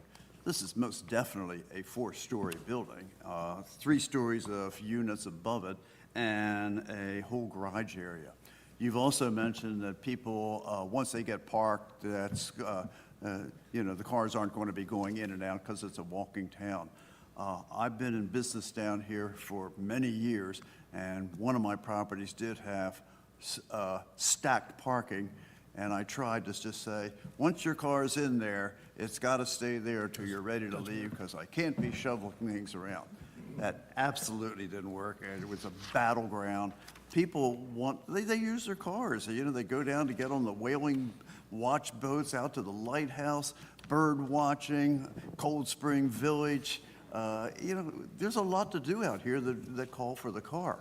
So I think the traffic in and out of that is going to be much worse, and particularly when, I'm not going to comment too much about your stacked parking inside, but I can see where several cars have to be moved just to get one car out. You're going to need a lot of valets with that. But I think it looks like a big, dark element. Everything in it is dark compared to kind of a bright, colorful seashore unit that we are. And to me, it looks so pedestrian unfriendly. It's against all the things we've been looked for. I mean, look at buildings like Congress Hall, the Chalfont Hotel, the Carroll Villa, some of our historic hotels. You know, they welcome you on the ground level. People want to walk through this town, bike through this town. And to me, like Jim said, it's just a wall. You know, I think you're just trying to get too many rooms in here, and it's going to be a very unwelcome building in your neighborhood and by all of us that really treasure Cape May for what it is. I would have a very hard time approving it. Sorry for interrupting you, but you can't even set it back. No, I mean, you that would help Yeah. the Yeah. facade, but the way this is it's right out to the max. Yes. Well, I mean, it is a 20-foot setback. That's for building 4 stories tall? Just for, this was unanimously approved in 2019, I'm pretty sure. Well, one of the things we should point out for the record is that the standards were updated in 2023. So we have new standards. Just because some design was approved then, we have new standards. Those are the standards that this board is reviewing them on, so. I understand. To speak to the scale just a little bit, and to the residential neighborhood, I mean, if you look along Beach Drive, look at the other motels, hotels there. There are a number that are 3 or 4 stories, and they're right next to the residential properties behind them, which are mostly 2 and 3 stories. So it's in scale with hotels in Cape May. I think that it's not out of scale in that way. And there's some, maybe we could do some things to make the pedestrian access, you know, a little better. But I think moving the entrance certainly helped, because now you have a nice element in the middle of the building which draws people in. I don't think really the exclusive resort really is the HPC's concern. That's a planning board concern, I think. So I don't think this, I think in terms of, you know, the hotels, it's not inappropriate scale-wise. There's plenty of 3-story buildings and 4-story buildings. Suppose you moved it back to 40 feet and gave it a front lawn. Well, if I may, very briefly, and I'm not trying to make this any kind of contentious thing. I just want to make sure the record is clear. This is located in the C3 Hotel Motel District. The building is 100% compliant with the setback and height requirements as found in the district. Again, I'm not trying to make this contentious or challenge anybody. I just want to make sure the record is clear, because one of the interesting things about prior applications, and then the most recent one was, and I'm not saying that this is necessarily this commission, it's just in dealing with Cape May, you need a lot of people to get to throw their hat in the ring in terms of their opinion, whether it's the facade or the planning board in terms of the actual how the site is going to work and how traffic circulation is always a big item in Cape May. The applicant is getting a little bit of 2 separate opinions, and in trying to solve one, it tends to bring up another, and then vice versa. In this particular case, now I think what we're hearing from the commission, and we certainly understand it, but it's just what we're hearing is there's not much room for public interaction. And in 2021, when public interaction was proposed, that ended up being the downfall of the application that Cape Jetty itself filed back in 2021. So when we took the comments of both the planning board at that time and the members of the public at that time, it was, listen, this cannot be open to the public. Again, that was the public's opinion, because it just invited way too much traffic on that part of town, which apparently is already experiencing issues there. Now the client has tried to address that, and with a building that is, again, almost 100% compliant, is 100% compliant with, again, setbacks, height, and everything of that nature with the site, which to the applicant indicates that it's not too massive in terms of scale in relation to the streetscape, especially since that's what it's specifically zoned for. Now, of course, the commission is entitled to its opinion. I'm certainly not trying to tell anybody that they're wrong here. I think there's just a considerable disconnect between what I'll say the planning board, given that we were just there last week, and even now it seems like with the commission a little bit, and what the ordinance actually requires. Now, as it relates to the guidelines, I'll leave that to Mr. Erlantz, our architect here, but I just wanted to make that clear, but I appreciate the board's comments. I just want to be clear, though, the comments that I'm hearing are not necessarily the HPC wanting to throw a restaurant in here or something like that. It's more about how does this thing look from the pedestrian streetscape? So even if there's not a public restaurant in there, I think Mr. Carroll's comment is more, if someone's walking by this, are they seeing brick and lattice? Or are they going to see like an inviting building, even if they are not allowed in? Because there's a lot of houses that people like looking at that they're not allowed to go in because it's not their house. But I think that's kind of the comments that the board members are making. There's creative ways to incorporate that in the design. I just want to be clear that I'm not encouraging, and I don't hear it from the board, not getting into kind of stuff outside of our purview. We're talking about streetscape, so there's probably some ways that the applicant can address those. Well, that would, I think, be my question to the board, because the one comment that we heard that I think Mr. Olent mentioned, and I'll piggyback off of that, in terms of making it more inviting as opposed to looking at essentially a wall, that is something that the applicant is certainly willing to consider in terms of making it a little bit more open and inviting to pedestrians, even if they're not allowed to walk on site, and we would be more than happy to receive the commission's comments. I How have would you? several thoughts on that, but I wanted to wait until the rest of my... Well, again, we're open to suggestions or comments from the commission in terms of how you would like us to do that, absolutely. Great. We'll have a conversation. Sounds good. Yeah, you are walking a tightrope here. I understand your dilemma. But again, like our solicitor said, we are looking at streetscape. We look at the residential area that you're in. But for the most part, I'm going to hold off on my comments. Okay. Okay? Thank you. Mr. Kurtz. Boy, I agree with all my colleagues. It's just not Cape May. I mean, when you're on the sidewalk there, it can be any place in the country except Cape May. There's no warmth, there's no green. Architecturally, the buildings, I like the building. Yeah, is it big? Sure. Well, but hotels are big. But if you're on our promenade looking at it, there's nothing that would attract me to go to that building at all, whether it be the restaurant open to the public or not. So I'll just reserve my comments until everything's approved, and then we really start to get to the nuts and bolts of the outside, what's going to appear to our tourists and local people that live here. It's very cold. Thank you. Thank you. Okay.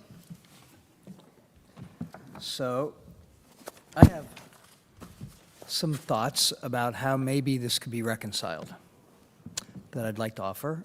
There are 5 issues that I see worth conversing about. One has been identified by virtually everybody up here, and that's the pedestrian friendliness, or the need for more pedestrian friendliness at that ground level. Because right now it is lattice, and there's 2 nice doors, but these are very, very long facades. Maybe incorporating some sort of first floor occupiable space where there's actually people, so that it doesn't feel like it's just a barrier, even though it's 20 feet back.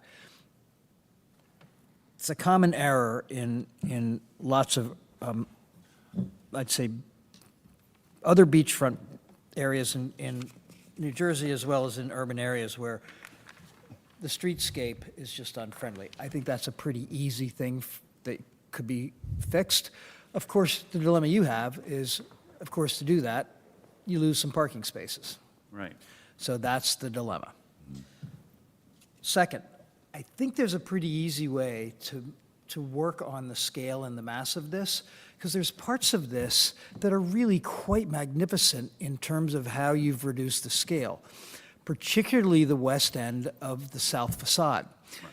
With the way so if you take a look at those classic old hotels, like the Chalfont, like the Inn at Cape May, the reason why they can be 4 stories or 3 stories and be massive is because there are layers of space. It's not a solid wall, or even a solid wall that is articulated, which you have attempted to do. Particularly the space at the pool, I find really lovely, because what it's done is it's allowed for that to be an incredibly wonderful space to be, but also it's significantly reducing the scale because it's more space than it is solid. So if we took that as a premise, as a concept, and started to play with where else we might want to do that, I see two other places where that could really work. And both of them would start to, I think, not only reduce the scale, but also help it feel more like one of those grand hotels that belongs here. And that would be at both corners on Second Avenue. So at the north corner on Second Avenue, of course, we have two big problems there. One is the scale of it, 4 stories next to the 3-story house that's right next door. But actually, the loading dock right there is a pretty significant issue. Now, we've worked with a couple of other hotels in town, most notably Le Maire over the last year or so, really helping in a collaborative way. At our Tuesday morning sessions, we were able to resolve that loading issue that was actually a fairly sizable issue. I think we could probably resolve that. So if you were to imagine for a second, and just playing architect here, if you took a look at the third floor plan and eliminated 5 rooms, I think you could probably get this to some sort of scale that was more acceptable. And those rooms would be 307, 8, and 9, 1, 2, and 1 and 2. So for example, if you take a look at those elevations, the turret that is all the way at the west end of the south facade, which is basically not a solid object, it's a place you can be in outside. If, for example, that whole pool veranda extended across on the 3rd floor all the way to the corner, and around that corner to the other main mass in the center, so you'd have a mass in the center at the south, and a mass in the center to the west, or the east, rather. And then the scale breaks down when you get towards the corners. When I say it breaks down, it opens up because you've got more space to those verandas up on the 3rd floor and the open turrets on the corners. Lastly, big, huge move would be to take the enclosed porches on Beach Avenue, the big ones flanking the main stair, and make them open porches so that they're alive, and that there's actual a layer of space between the street and the occupiable space inside. If you started to do that, because I think you've taken, or you've included, I think, some great skill in your design of this, in terms of its articulation. It's just the layering of the mass is what likely could make this, I think, acceptable. So those are 2 of the 5 issues. 3. One of the other things that's not helping you, I think, and that's why I wanted to really look closely at these drawings, if it were all one color instead of 2 or 3 colors, that would start to really accentuate the scale of this and the layering of the space, and feel far less like a bunch of different pieces that got put together in a modern way. Because again, if you look at those old hotels, they were very monocular, or not monocular. Monochrome. Monochrome, thank you. One big eye, right? Yeah. Thanks, Kevin, I appreciate that, yeah. Whew, monochrome.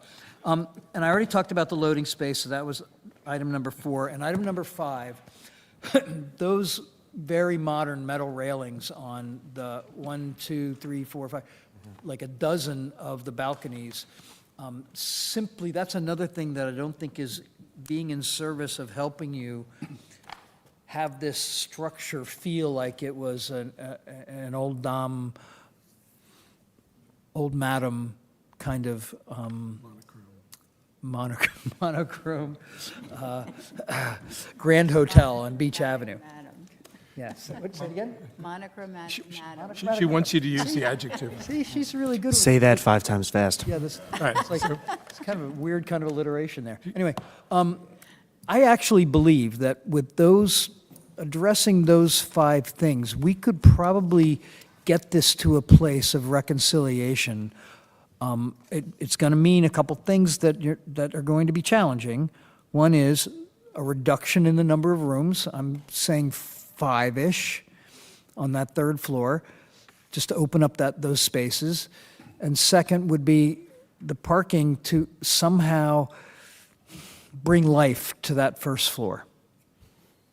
And Well, I mean, we I think you're could do things in the stone, and we could do brick too. We haven't, yeah. But we could put windows in there to help in the corner elements, make it a little more feel like there's something happening inside. You could, if in fact it was it didn't feel like it was just one solid 10-foot, basically it's a 9 or 10-foot wall. Yeah. Again, street friendliness, Kevin, you know what all that's And we- about. Yeah, and we were looking Yeah. at berming the ground up a little too, Back- the landscaping, so it's not quite as much masonry. So that starts to be interesting, some sort of a terracing thing. Also, it doesn't maybe. feel like a full story. Yeah, yeah, Well, yeah. that would eliminate some of the height. Yeah. In any case, so you've even drawn in those spaces in your drawings, people in those open verandas. Yeah. So that's where the life comes, so that it feels like it's interactive spatially and belongs here as opposed to, stay away, right? So those are my comments. I don't think that we're in a stage that we could give this conceptual approval for the detail of that needs to be worked on. And I'm going to suggest that it might be appropriate to table this application at this point.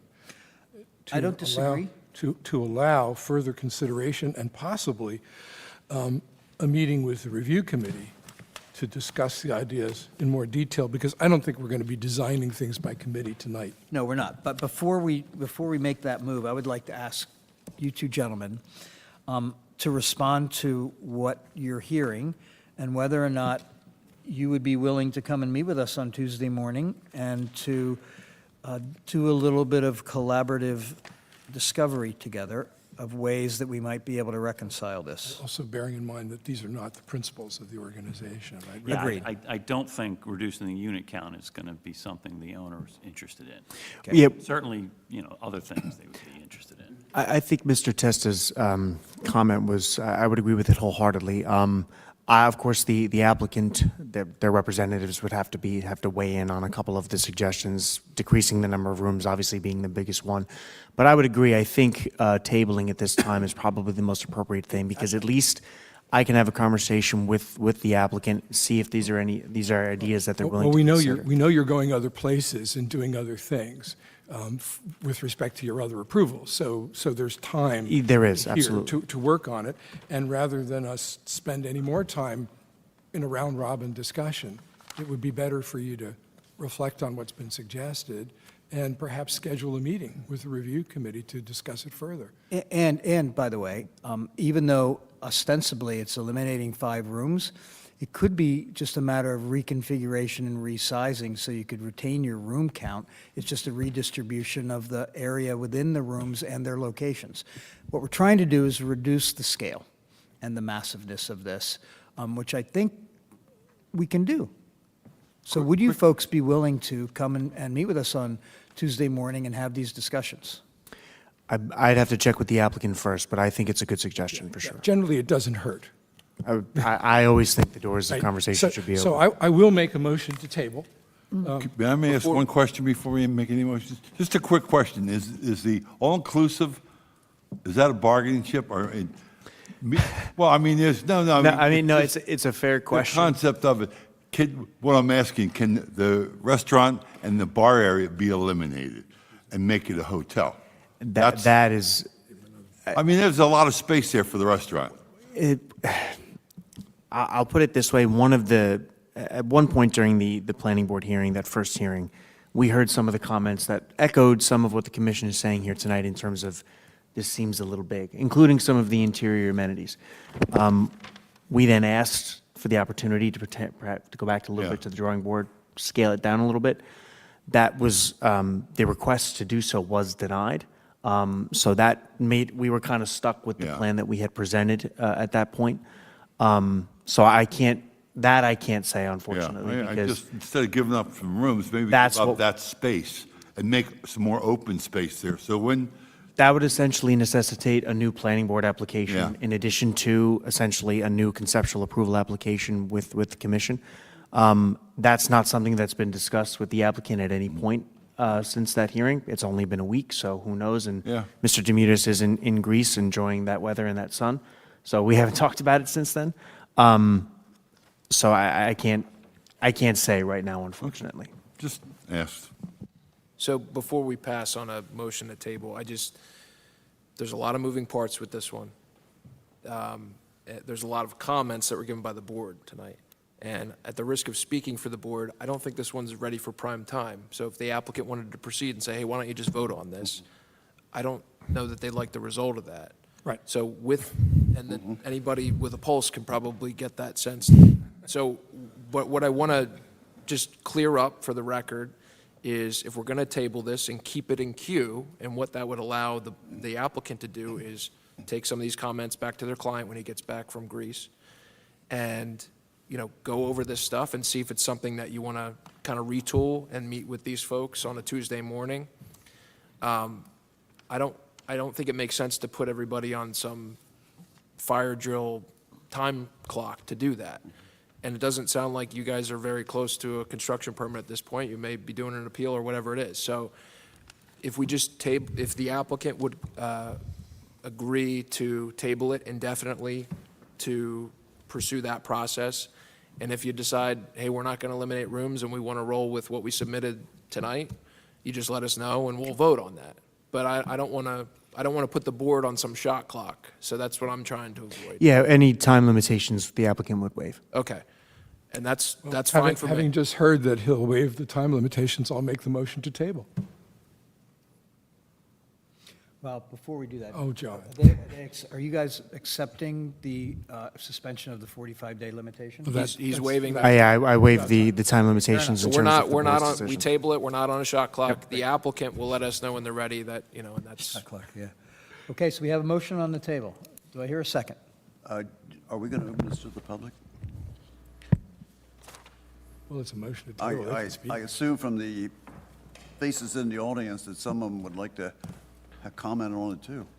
So we will open this to the public, but after we get through all of the projects. Okay, Okay? okay. Okay. So do we have a second for this motion? Anyone? I'll second. Motion to table. Okay, so we have a motion to table this by Mr. Testa, seconded by Mr. Carroll. Mr. Carroll, Yes. Ms. Pasagno. Yes. Ms. Wilson Stridick, Yes. Mr. Stevenson. Yes. Mr. Hammerin. Yes. Mr. Testa. Yes. Mr. Becker. Yes. Thank you. Thanks. Thank you very much. You're welcome. So next on our agenda is Ubricht at 16 Second Avenue.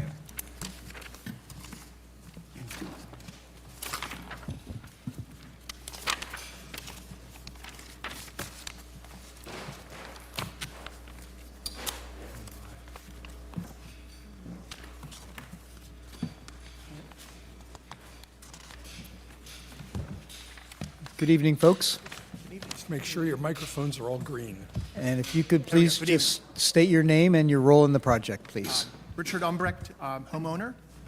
Ann Umbrecht, homeowner. Welcome. Doug Gooseman, architect, the Highland Group. The floor is yours. All right. I would first like to say thank you very much. We actually live around the corner from the jetty, and we appreciate the comments that were made with respect to the prior applicant. Yes, you're 2 doors away, as I Yes, recall. Yes, we were sitting there, and I'm like, you see who's coming up? So that was a little surprising. You're sitting here now as applicants, but you are the neighborhood. You're in the neighborhood. We are the neighborhood. And we're trying to make it look more beautiful. Yes. We're sorry you're not in Greece on the beach, though. So are we.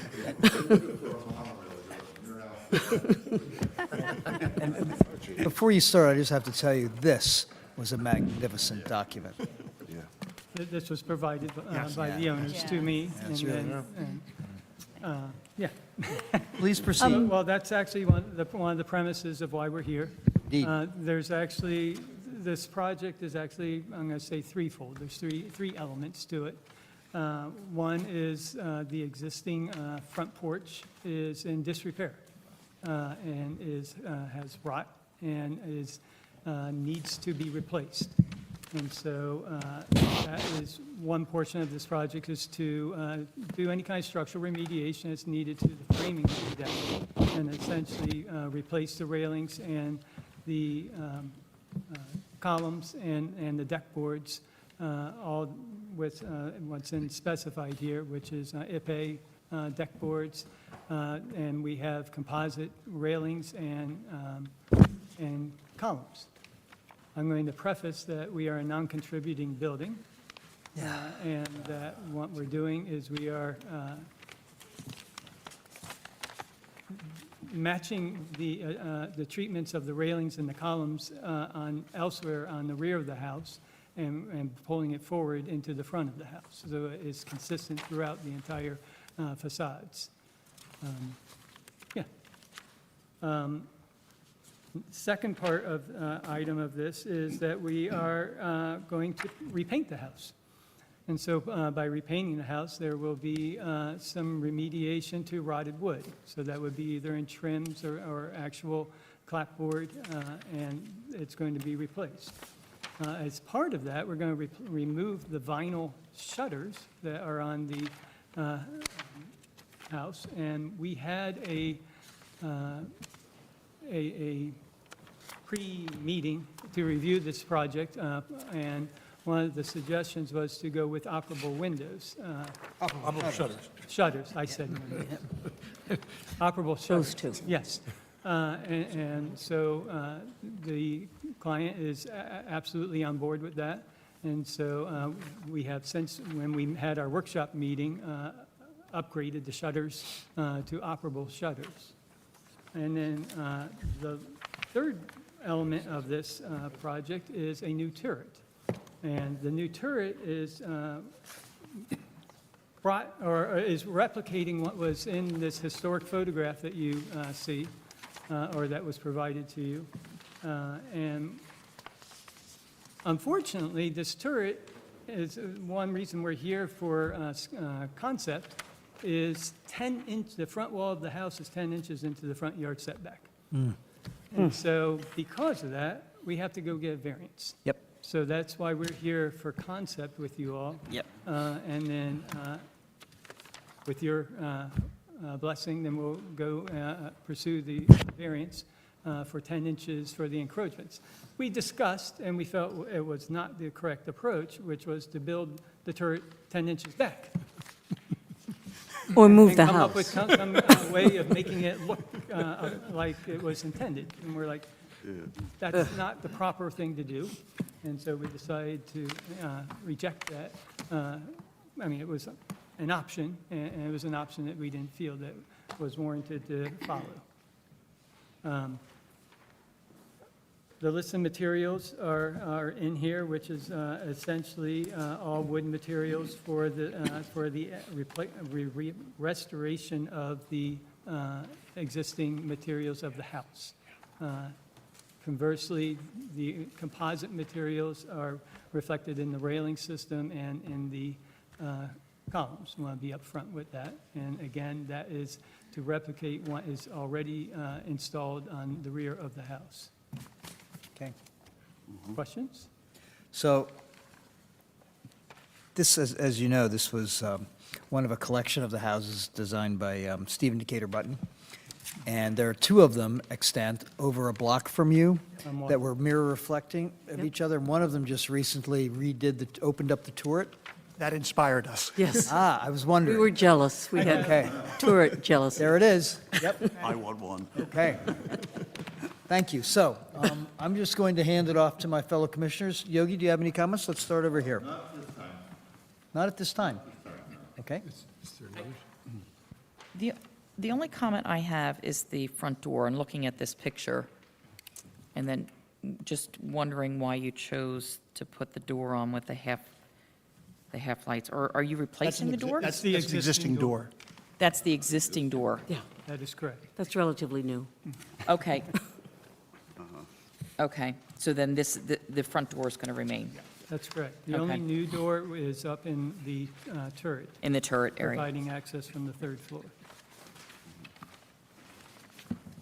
This is, this design is particularly wonderful for the seashore and resort living, too. In my travels at other seashore things, Ocean Grove, places like that, you know, the open spaces, the porches, and the towers were just a little bit more of a show of wealth and glamoring the front of the house. And I think it's really excellent what you're planning on doing. Thank you. It's always sad to read a report that says that the property is a non-contributing property in the historic district by virtue of extensive alterations to the building. And while we may not be able to get back to those things that are criticized here, your plans are a step in the right direction. There is nothing more beautiful than the restoration of that turret and with its openness for this part of our area. It's absolutely fantastic to add that to it. I think your movement to use working shutters takes another step back in the right direction.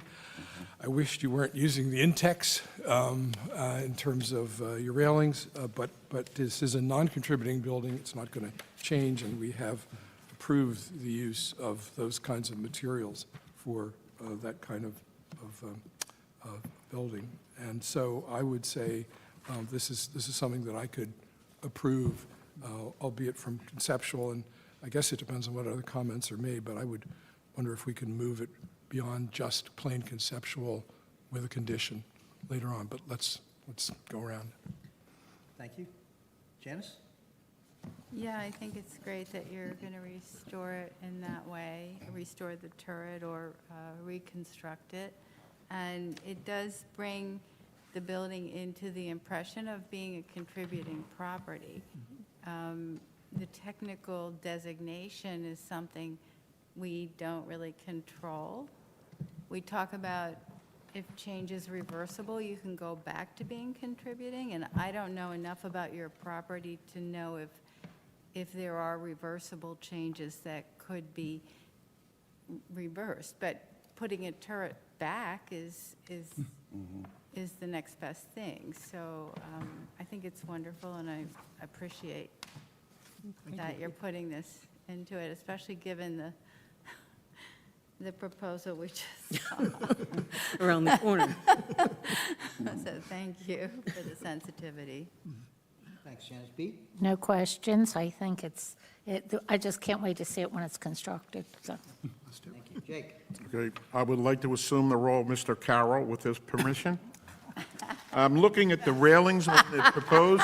Mr. Carroll would like shutters. Talking about like the new railing on the proposed, how big are the balusters?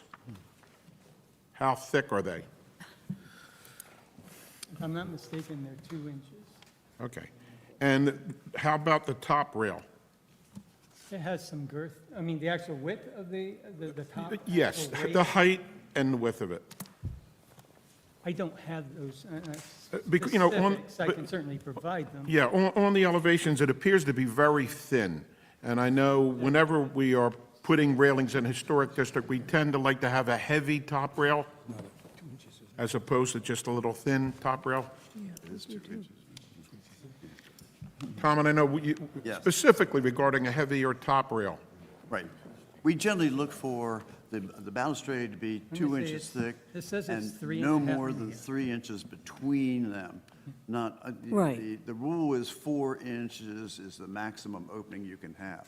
But if you have a railing that's like 1.5 inches, 4 inches between it, it looks a little bit more like a playpen than a good sturdy porch house. You know, if you go up in some of the areas up at the north end of town, you just see how massive a lot of these are that go with the weight and the look of the house. Really all through the town when you're looking at original rails. They have more meat to them that go along with the whole design of the house. This says it has a 3.5-inch cap. Okay, then specifically, Tom, regarding the heft of the top rail, I know you've made suggestions in the past, and this looks very thin. The top rail really should be about 4 inches. And that also gives you a chance to have a better guardrail up there, even get a little bit of a cap on it, you know, help water drain away and protect what's underneath of it. More proportionate, too. Yeah, I think you'll find lots of examples in our standards books, too, that would go along with that. I don't, you know, in the prefab things, I'm not sure if they're going to come up with all the right materials for you. So you might want to consider some elements there for wood to really get them right. and there's some really good woods that don't rot away. That's my only comment. Okay. So my comments would be very similar to Jim's. It's always hurts to look at one of those property reports and see, why did this house lose its historic status? I mean, it looks like its size and scale of the additions, things like that, replacement of some of the historic elements in the front with other materials. I think as we look at this, this is probably not a restoration; it's a reinterpretation project. You're bringing yourself to look like the original house, but you're using non-historic materials, for instance, and other things, and that's already in place in the house. So, I think at this point, the comments about the railing apply, and since you're planning to do significant renovations to the porch, I think we're grateful that you're using operable shutters. That would be consistent historically. The design of the turret looks really appropriate, and I think, is certainly going to contribute to the appearance of the house, trying to replicate the historical period. I think this is a good project. I would just pay attention to your material selections and try to use as many of those as possible that would be scaled and sized, and materials would be appropriate for that period, that historical period, or replaced with similar and in kind. Okay. John, can I say something now? You may. I really like the terrace. It's gorgeous. But I think what enhances the terrace is the second floor porch. It just makes it look like it's all. I know it's not conforming. It just makes this building look. Oh, right. The second floor and the first floor porch. Yeah, I'm going to say that was, That's my yeah, comment. adding a second floor porch is not Yeah, I know it's something not- we I were know looking it's at not doing. there. I Right. know, but it's just. And we also couldn't open the front door if we did that, given the way it's constructed. My way. Too low. Yeah, become too low. Because I thought the same thing, but I realized I couldn't open the door. Should be a problem. I just like the look of it. Yeah. Thank you. Thank you. So I only have two items to discuss. One's a new one, and the other is going back and discussing these railings one more time. So the one question I have is, you are proposing using a synthetic slate product, which I think is wonderful for a non-contributing house. The only question I have is that EcoSlate makes 4 different slates, and I can't tell which one you're proposing. We're proposing one to match the existing, meaning the entire house has it on it already. Okay, And so we're just matching what is on the existing house on the turret. got it. Okay, so I've just, when you come back for final, just if you can make that clear. Okay, Yeah. which one? Okay, so let's go back to these railings for a second, and not only the railings, but also the columns on the porch, because the existing elevations, you show they're turned columns around, and there's spindle railings, which of course would not have been original. Those were added later. It's very clear from the photographs that this would have been square posts with chamfered corners, and you're proposing putting, for those columns, a PVC post. So can you tell me a little bit more about what that PVC post looks like, and why you're doing that as opposed to putting the wood chamfered corners back in? I'm going to see if you can physically see the rear elevation. It's really small. There's on the photo exhibit, rear perspective. It's just, that's what we're emulating, which is the previous, and what it is we got these cut sheets from the contractor. You're doing the recessed, Right. you're doing the recessed panel Right, columns. and that was what was provided to us from the contractor who did that porch. And Got so it's the same product that was used previously. And that project would have been approved by this commission in 2011. 2011. Yeah. So, of course, this is not a contributing structure, so this is, of course, something that is not inappropriate, I will say that. I was just wondering if there would be any consideration to going back to the wood posts with the chamfered corners to replicate what would have been there originally. Just a question, it's not a requirement. Maintenance is an issue. Maintenance is an issue. That's the issue. And the other, of course, is the, Well, you know, I mean, properly sealed, and maintained, and provided your end grains are sealed on the wood post, it's really not a, Well, I don't know, we've had, we're expecting a very big bill for wood replacement on the rest of the house, so it's been a problem in that site, because we're very exposed to that. oh, I know what it means to be exposed. It's a nice problem to have, but Yeah, so, water's hard on wood. okay, and the other question would be if you had considered a different baluster, because the balusters that would have been on this house were the cutout wood balusters. I mean, you can see it in the photograph, so I guess my question is, would there be any consideration to, since you're going to great lengths to try and reinterpret, I can't say reconstruct, because that's there's a technical definition behind that. What he's talking about is, you see how these have all the cutout profiles? But that would have to be wood. It would. Sawn Those wood are balusters. those are sawn cutout balusters. So I would just ask you to consider that, because if you're really trying to do what you're trying to do and be as authentic as you can be, that porch, to consider having the wood posts with the chamfered corners and the saw-cut balusters, I would find more appropriate. Again, it's not a requirement, so we can't hold you to that. It's just a recommendation. We Okay? can take your recommendation. Thank you. Okay. So, with that all said, I don't think we have any conditions. We have suggestions. We have suggestions, but no conditions. Those are in the notes. When we write conceptual approvals, you do get a written evidence, a letter of concept, and when we have conditions, we put them in there. We also can make suggestions and put those into the conceptual approval as a suggestion.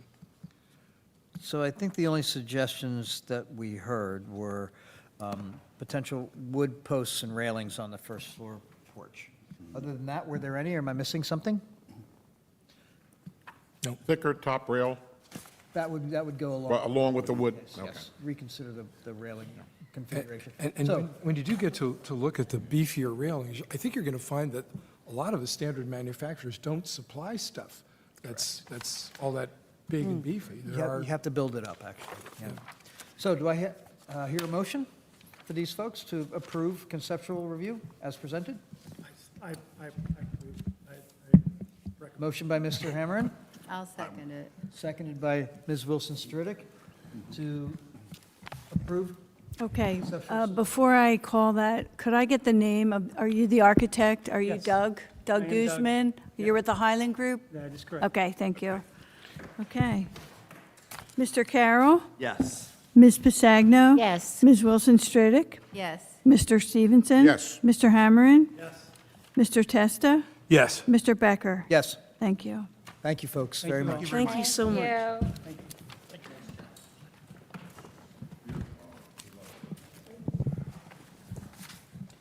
Next on our agenda is 1537 Yard Avenue. Have the applicants here.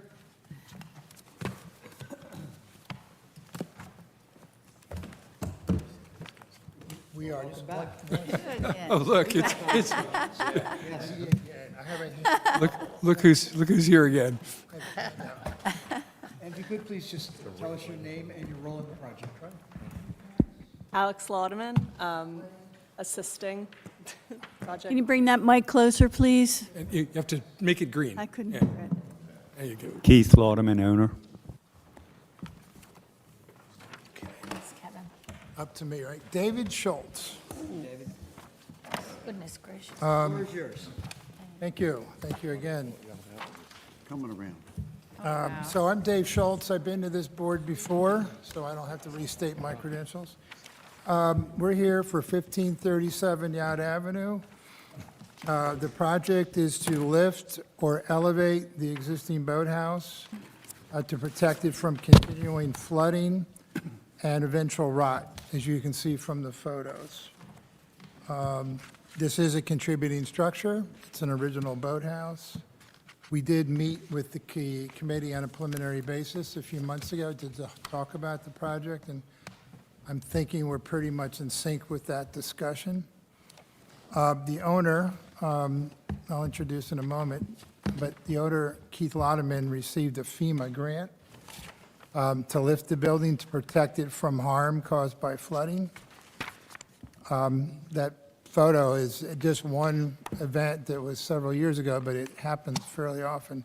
Yad Avenue floods all the time. Keith can tell you more detail, but it's a couple of feet of water every high tide just about, and sometimes much worse if there's a storm or a nor'easter pushing through. So Keith will explain how we received the grant, but I'd just like to note a couple of things about Keith. We've worked with Keith for about a dozen years or so at the Lobster House doing these renovations that nobody can see, right? You know, just making sure the building is safe and making sure it's structurally sound, but also, you know, cosmetic renovations. But we've also worked with Keith and his daughter on the Mayor's Tavern. I know that's not in Cape May, but in that area, Keith has been buying fishermen's cottages, and we've been converting them. Working with Keith, we've been converting them into little rentals and staffing, and he's doing that, and I really wanted to honor him in a little bit, because if he doesn't do it, developer will buy, tear them down, and build a big duplex, because it's Lower Township, and you can do that.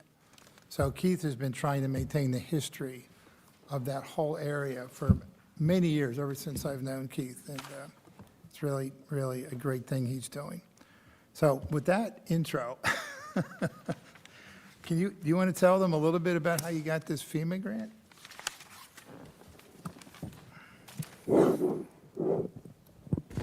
I got the FEMA grant because we got a letter that said they were giving money, giving grants out to lift buildings that got flooded. And we applied for it, and it took probably 3 years. And they finally, agreed to give us the grant. So it's something that we've been working on for at least 3 years now. So the grant is contingent on approval by the Historic Commission and obviously other building approvals. Yes, I'm looking at the recommendation letter from, to FEMA from the architects that took a look at your property. Remember, we looked at this on Tuesday, one of those Tuesday mornings when you were in? Yep. So have they granted you the grant with the exception of our approval? That's all they're waiting for? Because remember, they made recommendations here in their drawings that we said, nah, we don't want to do that, right? Yeah. Collectively, you did, we did. Because we can write a letter to them and state that what we've approved is different than what they were recommending. I don't know if We've had conversations with a representative from FEMA about Oh, you have? Yeah. He's okay that we don't take that verbatim. Okay. We have we think, a better idea, and if you approve it, that's all he's looking for is a letter from this commission. Okay. we didn't really like that one. It didn't. No. I mean, it did. There have been a number of them Terrible. that they've made that have not been all that great. The problem with that one is it's not our property. We Well, can't build that it. would, Well, It's yeah, not on the side where they got you, Well, coming, that's not even, And this is not anything like what you wanted to do. no, nothing. Clearly. Nothing, yeah. Okay.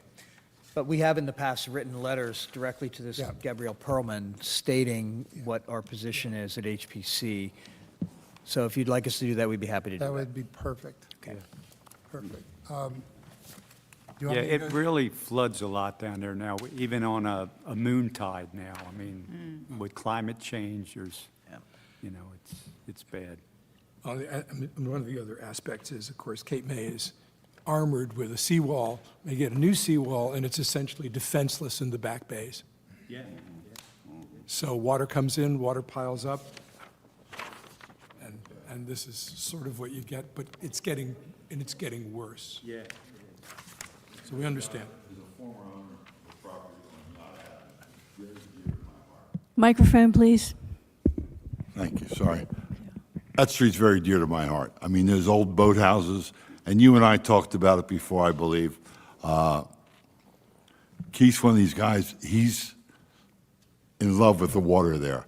To save them is more important to him probably than, selling them or making money.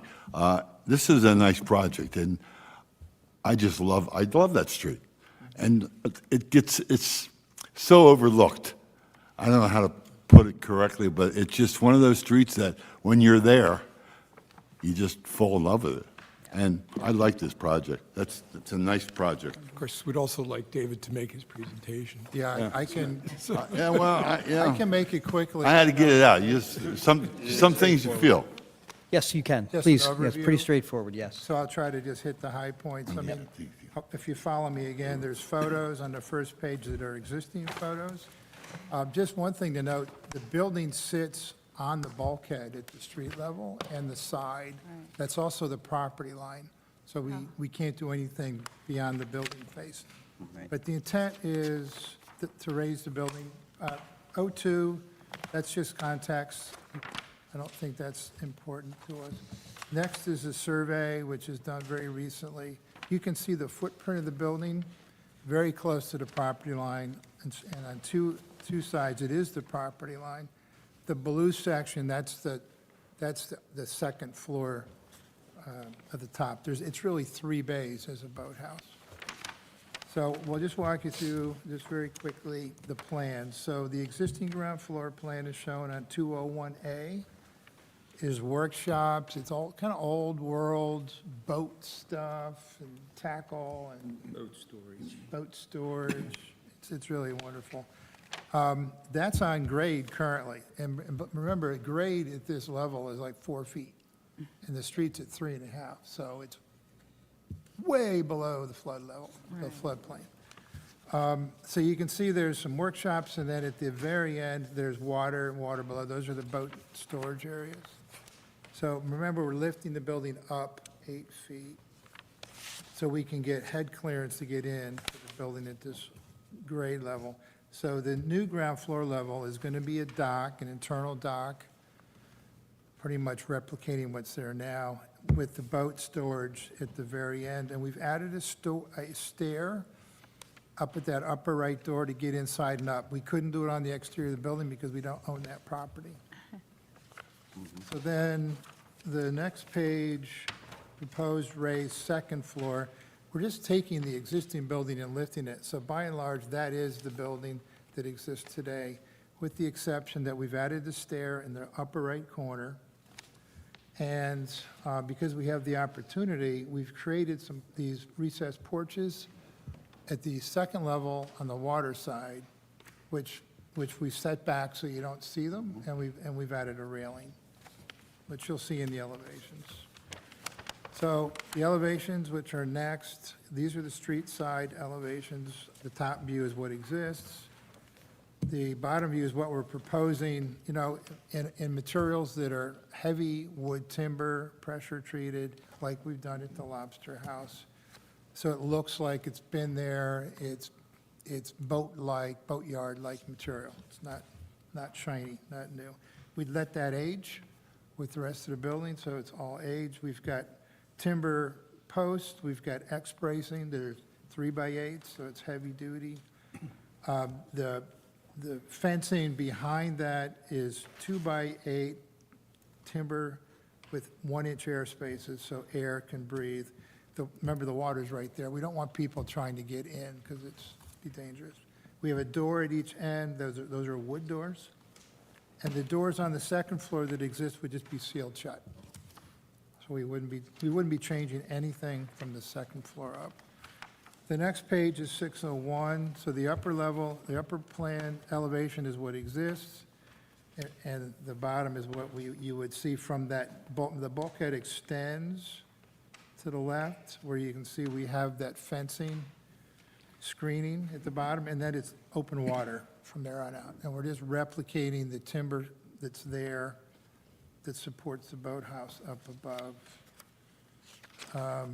The next page, 602, upper view is the existing water view elevation. You can see boats come in.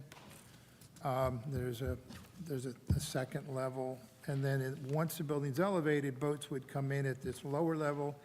If you remember, we talked about a dock inside that would have a rail. We're showing that in elevation. That's recessed back about 24 feet.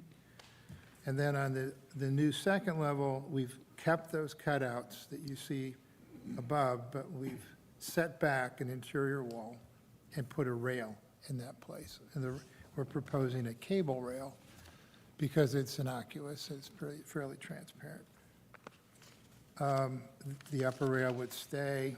We then lastly have a little detail sheet through the bottom of the building, the new fencing. We've labeled the materials. I also have a cut sheet if you're interested in that. So you're looking beyond at a pier.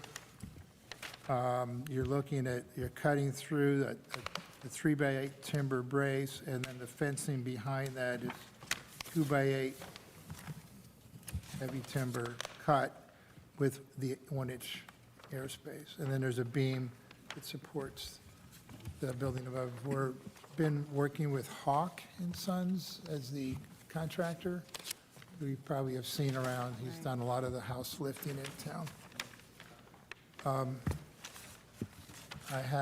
I don't know if this was in your package, I have cut sheets on the doors, and on the timber materials, and on the rail. I honestly don't know if that was in your package. It was. No. It was, okay. Okay. We're open for questions. Thank you, David. Yogi, since you started, do you have any other comments over there? We'll go around the I table. apologize for jumping the gun before, but I was concerned about the raising of the building. That was my first concern. I like it. I mean, it's part of the streets, the other avenue. It's a nice project. Lorraine? Just going by here, whether it's on a boat or a kayak, this is one of the typical boathouse on that area, and so many of them have been, redone, overly done. I think what you're proposing here is just charming, and even the way you're raising it, bringing in those timbers and making it look like it's always been there. It just has a really good appearance, and no, I think it's a great project. I think it's a great project. I love it, and I thank you for doing it. Mm-hmm. I can see 3 old crisscross speedboats. I hope one's mine. Yeah. I'm done. Okay, may there be as much mahogany in the boats. Yeah. This is a great way to make sure that this humble boathouse lasts for a long, long time. Otherwise, it would be washed away. And it would just, it would turn into mush, or it'd be swept away in a flood, because you have to go higher because they're not going to protect you anywhere else. So it's a logical response. It's a beautifully done project. My only question is the railings. Did you get those from Lower Township? I'm sorry? The Cable railings. The cable rails. No? You don't like those? No, I don't, but I can understand where you are and how they promote. They'll be black, I don't think you'll see them. But I only would just point out that you've got typical traditional rail at the top, Yeah. right? And then you have the cable rails down below. I mean, it's a little incongruous, but I understand it promotes Yeah. the view, and they're also hidden Yeah. back We wanted into to the... downplay those rails, and that's where the boats would have gone in. Yeah, I mean, and if you had put them in, like I'm talking about, all white, they'd all be standing No. out as if it were another floor. No, it's a great design, and I wish you really luck with it. Janice? Well, as unhappy as I was a few minutes ago, I am the opposite with this. I drove around that neighborhood because, it's not somewhere you walk all the time, so those of us who aren't boaters, we don't see those properties, but we do see the large, very fancy homes that have been built. And at our meeting on the 9th, there was a lot of pushback about the HPC having anything to say about that neighborhood. And it made me wonder, are we overstepping? Do we need to weigh in on that neighborhood? And so when I came into town today, I drove through and I saw Mayors. And thanks for the context, because I noticed all the buildings that still had their character, and that there is an investment from the community to save the historic flagships of the marina. And this is wonderful. And my only concern when I saw the plan was, it looks like a fragile building, and we've seen too many projects where a contractor comes in, raises the building, and then says, oh, we couldn't save anything, and they rebuild it in place. But I already know you're not going to do that. We're not going to. No. So thank you. It's authentic to the street. When I was a little girl, that's all that was there, was buildings like that. And I know your dad would be happy, and yes, he would. And I think it's wonderful, and I am so glad you're going to such lengths to preserve it and keep it, because that street was once all like that, so it was. I'm sorry, I have to jump in just to comment on that. My wife's family had the property at the end of Texas Avenue, and Yacht Avenue was a street that we always walked on for a little relief and a return to what we thought looked like a little piece of New England, more than Cape May. So and we've seen it deteriorate from time to time with development that just is not consistent with it. Fortunately, it is in our jurisdiction, and you have a project which promotes the continuation of the kind of things people walk on Yacht Avenue to see. And I'm sorry for jumping in on that, B, but No. I used to walk on that street too. Yeah, I We all loved did, it. yeah. I also loved the big S on her grandparents' house. Yeah, And well, we had a that- view of other things as well. I just wanted to thank you guys for saving the place. You know, it's really about the last one left. Yeah. And I mean, we can't undo the past, but, you know, that could have been our Boathouse Row. Could have been. So, I mean, I really appreciate what you guys are doing in saving that. Yeah, I agree. I think it's gives a whole new meaning to preserving a contributing property. So, I just think this is a great project. You're up. I want to just remember one old thing. Spats McDool and the captain and Yes. his workshop. And he used to let people like us bring our projects in there and use some of his equipment and with good instruction and everything. But Spats was a character. I used to send our guests from our inn down. I say, I don't know if you're going to buy anything, but you got to meet Spats. Right. He was. He's gone, I guess. Yeah. So I have no further comments. Very nicely done. Thanks for coming and speaking with us on Tuesday, and we'll get a letter out to Gabriel. Shall we vote? Okay? We did it Make for a one motion. other. Yes. I'd like to move that we approve this project as presented. Second. Oh, sorry. Okay, so Beauty before age. this is a final approval. So we have a motion on the table for final approval of this project by Ms. Wilson Stridick, seconded by Mr. Stevenson. Mr. Carroll? Yes. Ms. Pasagno? Ms. Wilson Stridick? Yes. Mr. Stevenson? Yes. Mr. Hammerin? Mr. Testa? Yes. Mr. Becker? Yes. Thank you. My wife and I try to get the mayors at 10 to 4. Oh, Because we have our favorite seats at the bar. Yeah, exactly. He thinks it's all his. thank you very much. Thank you, everybody. Good night, thanks for coming. Okay, last on our agenda this evening is Mazzatelli at 307 Congress Street.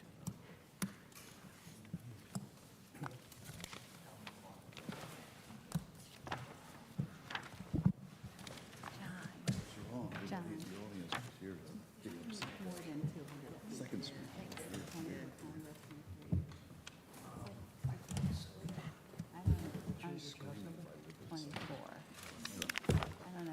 Hello. Hello. Can I start since Good evening, green, yes. green, green. If you could just tell us your name and your role in the project, please. Matthew Mazzatelli, homeowner. Susan Mazzatelli, homeowner. Paul Farnan, architect. Okay. Floor Hopefully is we yours. saved the best for last. Of course we did. Well, I'll kick us off. Thanks, everyone, for your time here tonight. Appreciate it. We're here to talk about alterations to 307 Congress. It's Block 1031, Lot 55 and 56. We're here for a conceptual approval because of the existing conditions of the site and the property, the structure will require zoning board relief. So again, we're here simply for conceptual approval. We did have a lot of interaction. My partner Cassandra, who cannot be here tonight, did meet with the review committee at least a couple of times to discuss this project. So what we're discussing are things that have already, I think, been seen by at least a few members of the commission. So the idea is to add a second floor, what will be a third floor to this structure after lifting the property. So again, as we look at the zoning board approval that is required and another approval that is required, or I guess work that is required due to the substantial improvement of the proposed work, would be lifting the property outside of the floodplain. Because of that, and because of its proximity to the street, we had to reevaluate access, specifically eliminating access from the front and really focusing access to the side of the structure. It is a non-contributing structure. It's single family. Historically, the earliest reference to it was the 1932 Sanborn map, 1909 corrected to 1932 Sanborn map. It is shown as an accessory structure to, I believe, 203 North Avenue, so the adjacent property that's fronting North Avenue, or North Street, rather. It's as it exists now, it's a two-story front gable roof. It's 3 bays wide, 3 bays deep. It's a rectangular plan. And there's a 2-story deck on the northwest side of the structure. If you look at pages 12 and 13, you'll see some photos of the existing structure. It also resides on kind of the opposite of a flag lot because of the way it was subdivided over time, historically. The wider part is closer to the street, and that's where the building is sited. You can move through 14 and 15 of the booklet. You can see neighborhood photos, including the adjacent structure, which was recently reconstructed, and some across the street as well. Page 16, some more neighborhood photos, and page 17 are some perspective renderings that we developed. Again, this is a conceptual application. We will be continuing to refine the detail in the drawings as we move forward through the zoning board application. Again, referencing some of the bulk standards, which is not really a focus per se of this group, but again, it informs, really dictates the zoning board application and the requirement to get the variance relief that we're seeking.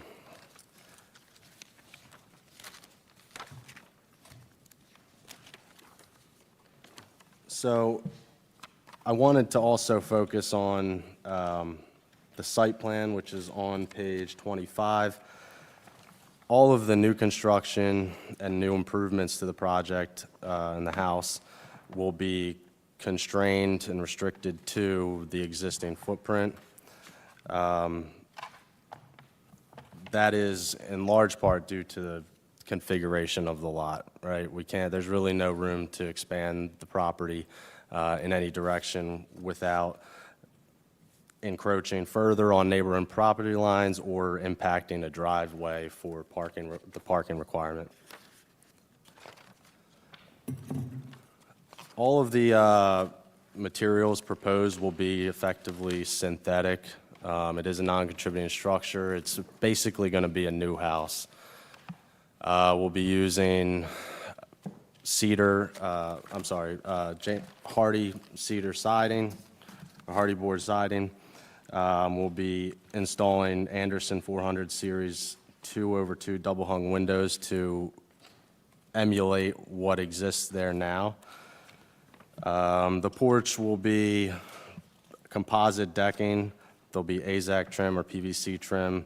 The same could be said for fascia and soffit elements as well. The porch rail assembly will be vinyl, and it will be a black baluster. The roof will be asphalt shingle roofing also to match what's existing. Again, the site and the building volume, I think, and the configuration, the orientation with respect to the streetscape changes considerably because of the front approach. It's just not practical or feasible, we think, to create a front approach to this now raised first floor building without significantly impacting the streetscape.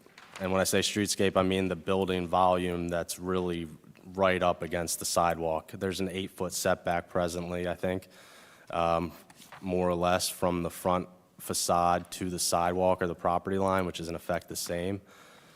Bringing a front porch, front stoop or stair all the way out from an elevated front door, I think is going to be very imposing. And I think that's what our goal was, to not really do that and to reorient the structure to the northwest deck side. If you look to there's existing floor plans that we have on page 27, as well as page 29 for the second floor plan, and proposed floor plans thereafter.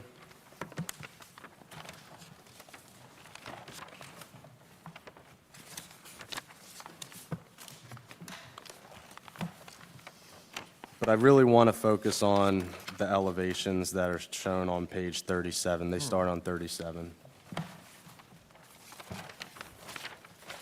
This page 37 is indicative of what will be facing the street, what's proposed to face the street. We understand also that lifting the building and any building in town to deal with the floodplain issue generates, in some cases, a pretty dramatic foundation elevation. We believe that masking that with vegetation, planter beds, which already actually exist there on site, but to enhance those with vegetation that will maybe mature and grow a little bit larger to mask more of that masonry foundation. Otherwise, the intent was to still maintain that front gable and to replicate some of the colonial revival elements that were implemented at some point between 1930 and 1960. So some of the detailing, the railing, lattice work, shutters on this front elevation are things that we wanted to incorporate to again, replicate some of those colonial revival features. The page 39 is the elevation that would be facing northwest. That is where there is a two-story deck presently. There's no intention to replicate the two-story deck, but really just to make it a one-story covered porch, which again will provide primary access to the structure, to the residence, both from the front and then also an opposite stair coming down the back side of that porch. We move to page 41. It shows the rear of the structure, similar treatment in terms of the siding and the foundation and the lattice. Again, all of which would be synthetic materials, understanding we are in the historic district, but it will be brand new, effectively brand new construction of a non-contributing building. That's the gist of it. Be happy to answer any specific questions. The cut sheets and materials specifications and information are at the end of the booklet. And again, just want to reiterate, we're here for conceptual approval. have met with members of the commission a few times already and are certainly happy to discuss the project in detail, answer questions, and take suggestions while we're here. That's why we're here. Okay. So Kevin, why don't we start with you? Okay, so first off, am I to understand that the back of the house sits right almost on the property line? That's Okay, correct. Okay, because the reason I ask that is the proposed new shower, first of all, is visible through the porch. Typically, showers, should be on the back of the house or somewhere not visible from the street. Second item, just to note is, as I looked at the pictures, is you're going to have to pay very close attention to the landscaping to partially at least conceal that elevated brick face.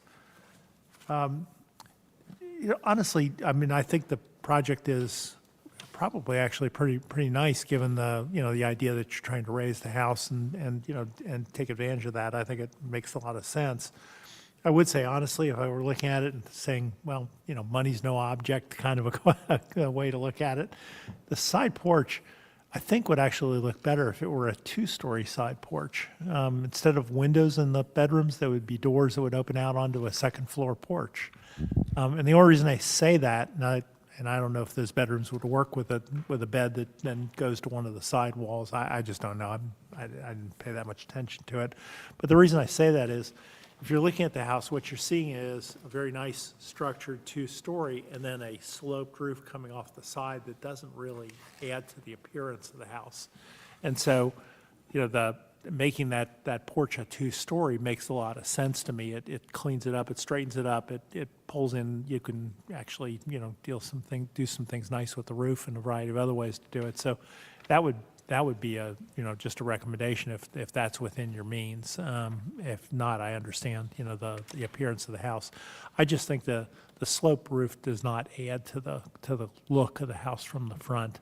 I don't have trouble with moving the entrance to the side. I don't think that really, there's nothing in our standards that suggests that couldn't happen. I don't have any other real questions about it. May I ask you though, when you say two-story porch, would it just be the roof off the roof line and elevated, or just have two? No, you've already got a first floor, right? Okay. With the proposal. So if you duplicate that on the second floor, Okay. take the columns up and then take it up again, now you've got a straight roof more or less on the top. You don't need that angle. You could change the roof pitch and incorporate that if you want. I mean, that's again, another option. Mm-hmm.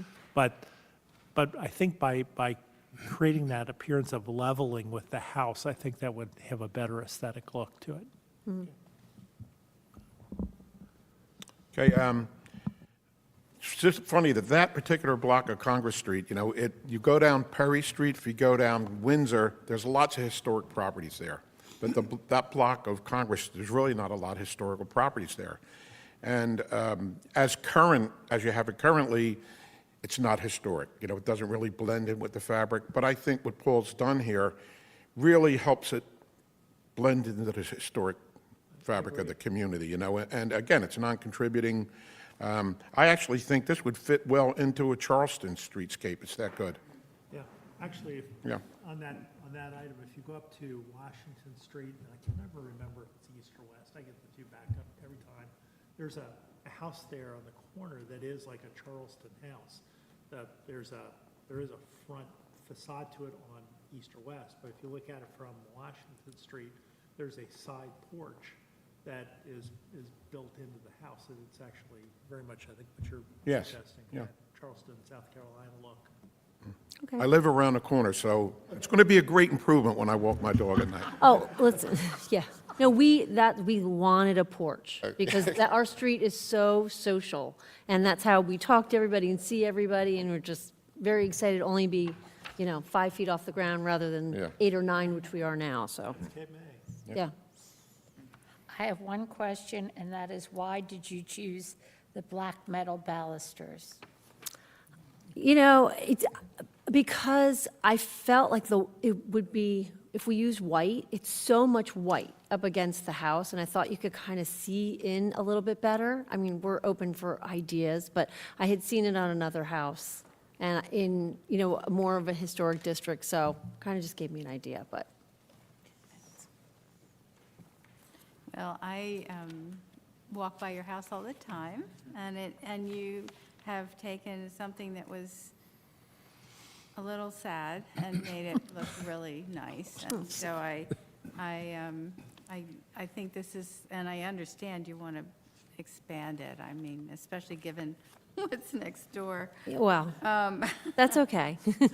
But the only question I would have is the window on the third floor in the rear, page Oh, sure. 39.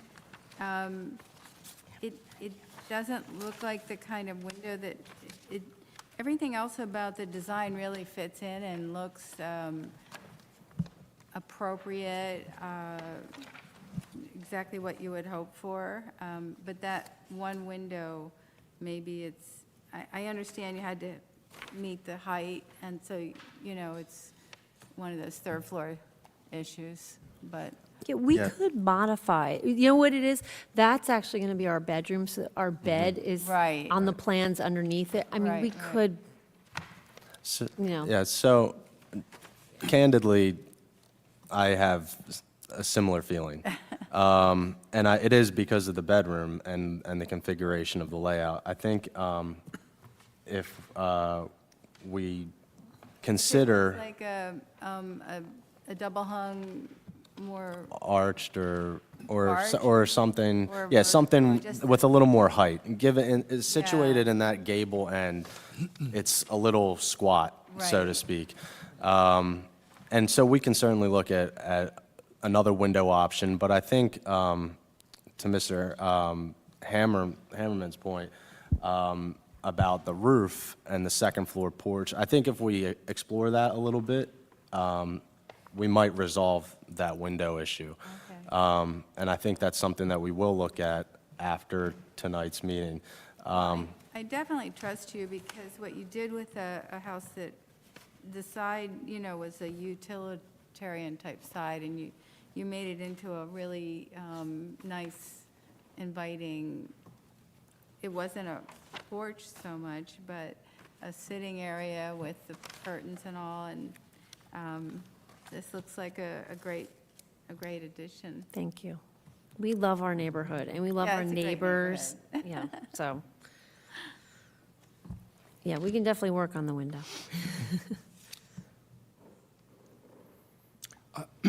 I'll be unusually brief.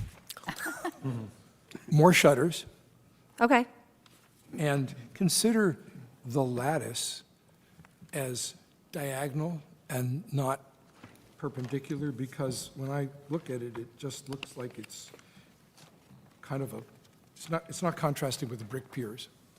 done deal. That's easy. So that's it. Otherwise, great job. Thank you. I also have problems with your black balusters. I know there could be a lot of white there, but if you took the framing of the porch, like the top rail, the bottom rail, the columns, and if they were white along with the top cornice around the porch, and then maybe pick up a shade close to your body color, maybe just one tone lighter of gray or something, and did the balustrades with that. Oh, listen, I'm easy. Whatever suggestions you make, I just kind of threw that out there, so. What's that?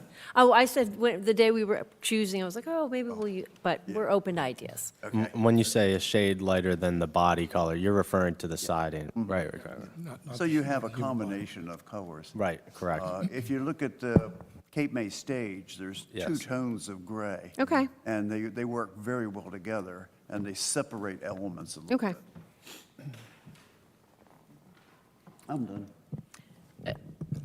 I've walked by this house many times. What you've done with it, really thank you. charming. I agree with everybody's comments here. Yeah, and I'll be excited to see it, go through the process. Thank you. So, that's all. Ditto. Thank you. The only, I don't know who brought. That's the shortest comment. Yeah, I know. I was trying out that. Kids all want to go home. I don't know who said about the the shutters, but I think we need a few more shutters on the house. I agree. Because there's such a big space there, just to tone it down. But it's a beautiful project. Thank you. I did have one additional thing, too. You need to submit whatever your exterior lighting, just a catalog cut, what fixtures you're going to put up. Okay. Yeah, I'm not really sure on the front, because we don't really have a door. I was thinking of like uplighting. Ooh.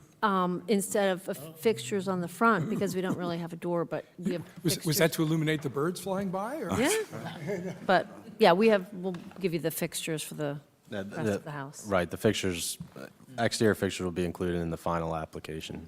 Absolutely. Also, just take a step back to the initial comment from Mr. Stevenson. I can't take credit for this. Cassandra worked very hard on this, and she couldn't be here tonight, so. Cassandra's been great. We love her. I just want to tell you thank you, too, for everything you do, because especially sitting through that conversation with the jetty, this is why we love Cape May. It's not Wildwood, it's not Ocean City. We've been coming for 35 years. We bought our house in 2017, and we actually said to our kids, would you like to be here, or do you want to go somewhere else? And they said, we love Cape May. This is where they've grown up. So we appreciate it because we love the charm of Cape May and the fact that it stays the way it does because of your commission and committee. So thank you. Thank you for being part of the review. Things go a whole lot better when the architect or the builders can bring the people in and we can talk together. Oh, thank you. Yeah, so that's wonderful. Well, I've worked with municipalities and FEMA and the government for over 30 years, so I'm very used to this process, and I appreciate everything you do. I know, it's not easy, it's not.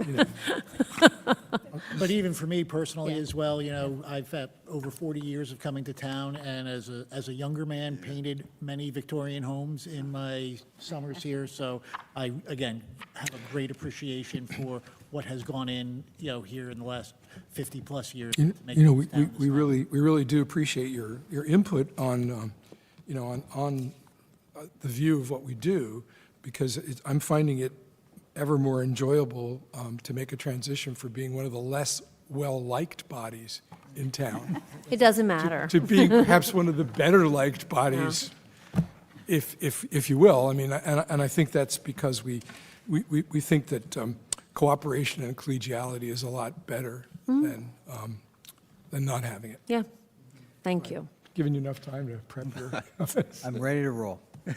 So, not to throw a wrench in the works, but I'm picking up on something you said earlier on, and there may be another approach that you may find brings you even more of what you're seeking. I don't know. You said something like, we really want a porch because everybody's out on the porch all the time and it's very social.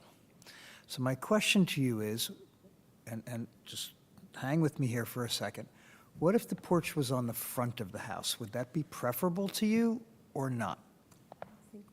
I don't think we can do it. Yes, you can. We're non-conforming. All right. Hang with me. You absolutely can. It's possible, right? But we would need Oh, approval. gosh. Well, hold on. You're going to need 3 variances because you have 3 existing non-conforming setback issues. But I don't think that this is going to in any way impact what you already have. The only reason you have to get those existing non-conforming ones is because you're Correct. increasing the height of the house in that same plane. Correct. I'm not suggesting you do anything outside the existing footprint. So just for kicks, if you were to take, and if you were to look on the first floor, if you were to take this right here and push that wall back 7 to 9 feet and put 3 columns here, still keeping the second floor right where it is, you'd have a beautiful front porch. And the living room or the living room kitchen / great room space, you could make up for that by actually enclosing what is actually the porch on the side right now. That way, if you wanted a front porch, it would be a different configuration, but you could definitely make it work if you wanted a front porch. Yeah, It's a very interesting it is. take on But it. I don't think, we were told that we can't expand the footprint. We're only allowed 400 square feet, which, that would mean we can't have the third bedroom. You're not expanding the footprint. because you would just simply be enclosing where the porch is. It's a deck right now. Is a deck the same thing as a porch? Well, I think we're, There's a footprint. So the question, so there's three issues. Okay, One is the percentage of lot coverage. The second is floor area ratio. So you would have the same, you just have to figure out that you'd have the same amount of enclosed habitable square footage. Right. And the third is footprint. Footprint doesn't change, okay.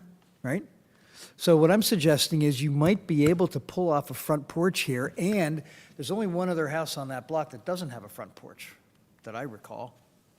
And when I looked at the streetscape photos, they all have front porches except for the one, because I think, my guess is that other one, like yours, was a garage at one point. That's why it's so close Right. Yeah. to the street, right? It was a garage. So I'm just suggesting, I know it's a wrench in the works, but you could pull it off if you wanted to. You can do it. certainly a possibility, and it's something we can certainly explore if you guys want to look at that. What that does impact on with respect to pulling that, that front facade in at the first living floor level, Yeah. I think it will have impact on the proposed interior Oh, stair. stairs, yeah. So, You're building that stair brand new? brand new, you're absolutely You're right. gutting you're gutting the whole interior.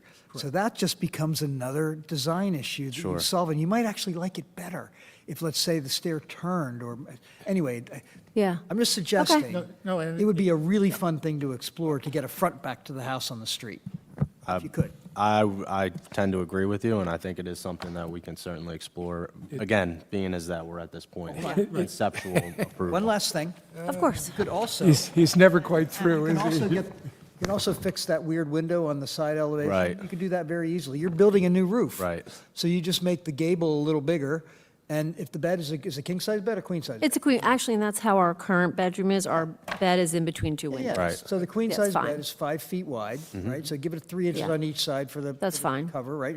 So 5.5 feet. You can put 2 clear windows there over top of your side tables. there are- And actually, you'd probably like it better because you can actually see outside. Well, we'll have more my light. sunset. Yeah. There are two things I'd like to point out. First is, our chair is not giving you legal or architectural advice. The second is, if you're serious about exploring this, it's not really very productive for us to vote on a conceptual approval tonight, because you've got a lot of things you want to think about, if you truly want to do that. I'm going to be honest with you, I'm going to say no. How close are you, I mean, it's June right now. Yes. What, how close are you to going to the zoning board or plan? You sure you have to go to the zoning board? Yes, Yes. we were hoping that after this meeting, if we got a yes, we've already engaged a zoning hearing board attorney. Okay. So we were hoping that if we put our plans into final, he would make our application, and it would take 3 to 4 months to get onto zoning. I'm very familiar with the construction process because I do FEMA elevations and acquisitions, and so, I already have contractors lined up to bid on my project. We were hoping to get it done over the winter months, so that was kind of our goal. So one of the beauties of the feedback that you're getting right now Yes. is you could probably get some more instant feedback than the next monthly meeting of HPC by coming Okay. to a Tuesday meeting. Okay. Okay. If you wanted to just table it tonight to maybe, if you wanted to explore some of these things, you could. And we could move this to conceptual next month if that Okay. turns out not Right. to Very be easily. fruitful. Okay, Like, you may come out of that Tuesday review committee conference and say, you know what, we're going to stick with what we Okay. did, and we throw it back on next month, and you get a conceptual. Because I think, again, I don't, at the risk of speaking for the board, the concept, I think they're receptive to the current concept with some comments and maybe some conditions on that. okay. But this is a big undertaking and a huge expense for you folks to redo this project.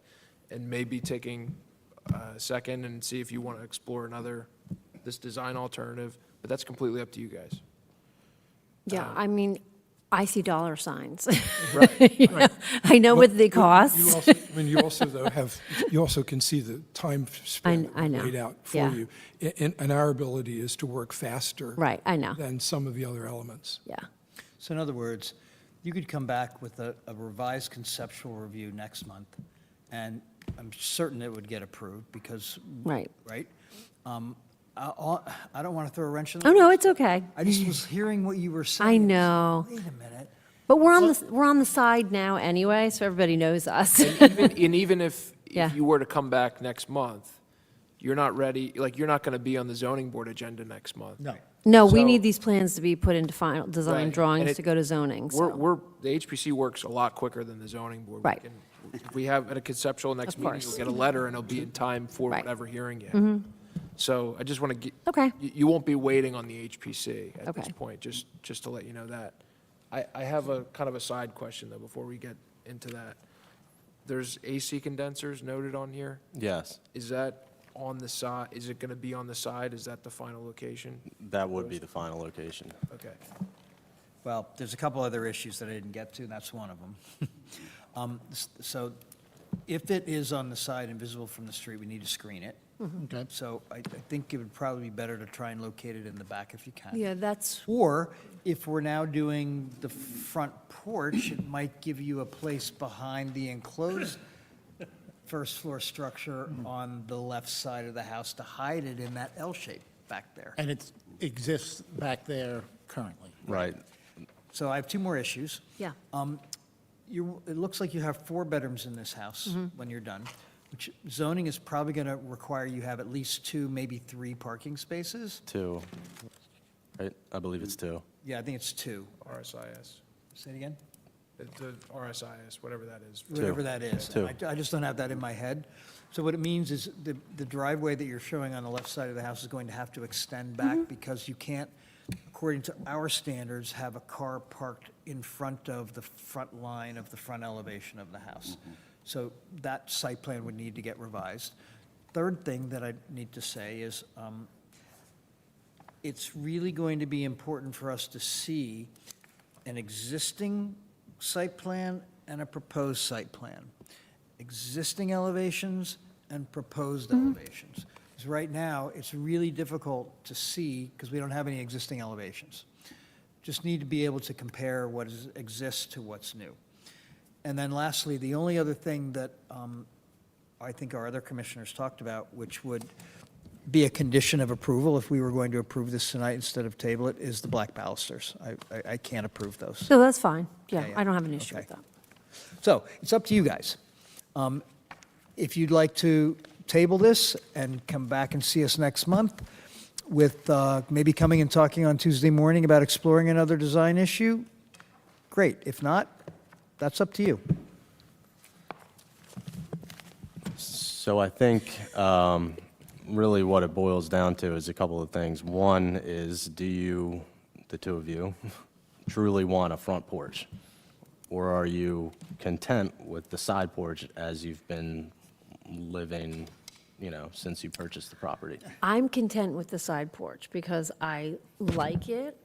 The size, this is what we're used to in our house, and I just, going to redesign the entire inside of the house and then building another foundation on the side of the house, unfortunately, I see dollar signs with foundations and, yeah. For me, I'm in full agreement with Expensive that, based on the way the driveway is going to go, based on how far we will end up going back, that's where we park, we go up the steps and enter the house on the second floor and as it is, so. Fair enough. And if we change any more, our daughter will probably, who's 26. I think we have our answer. I think we have our answer. So it sounds like But- we're entertaining a motion to approve. Can I just, conceptual, do you mind? With one condition, and that is revising the balusters. Well, Oh, this is a window. so there's a couple things. You want to address something? I'm sorry. Can you expand on how you park presently?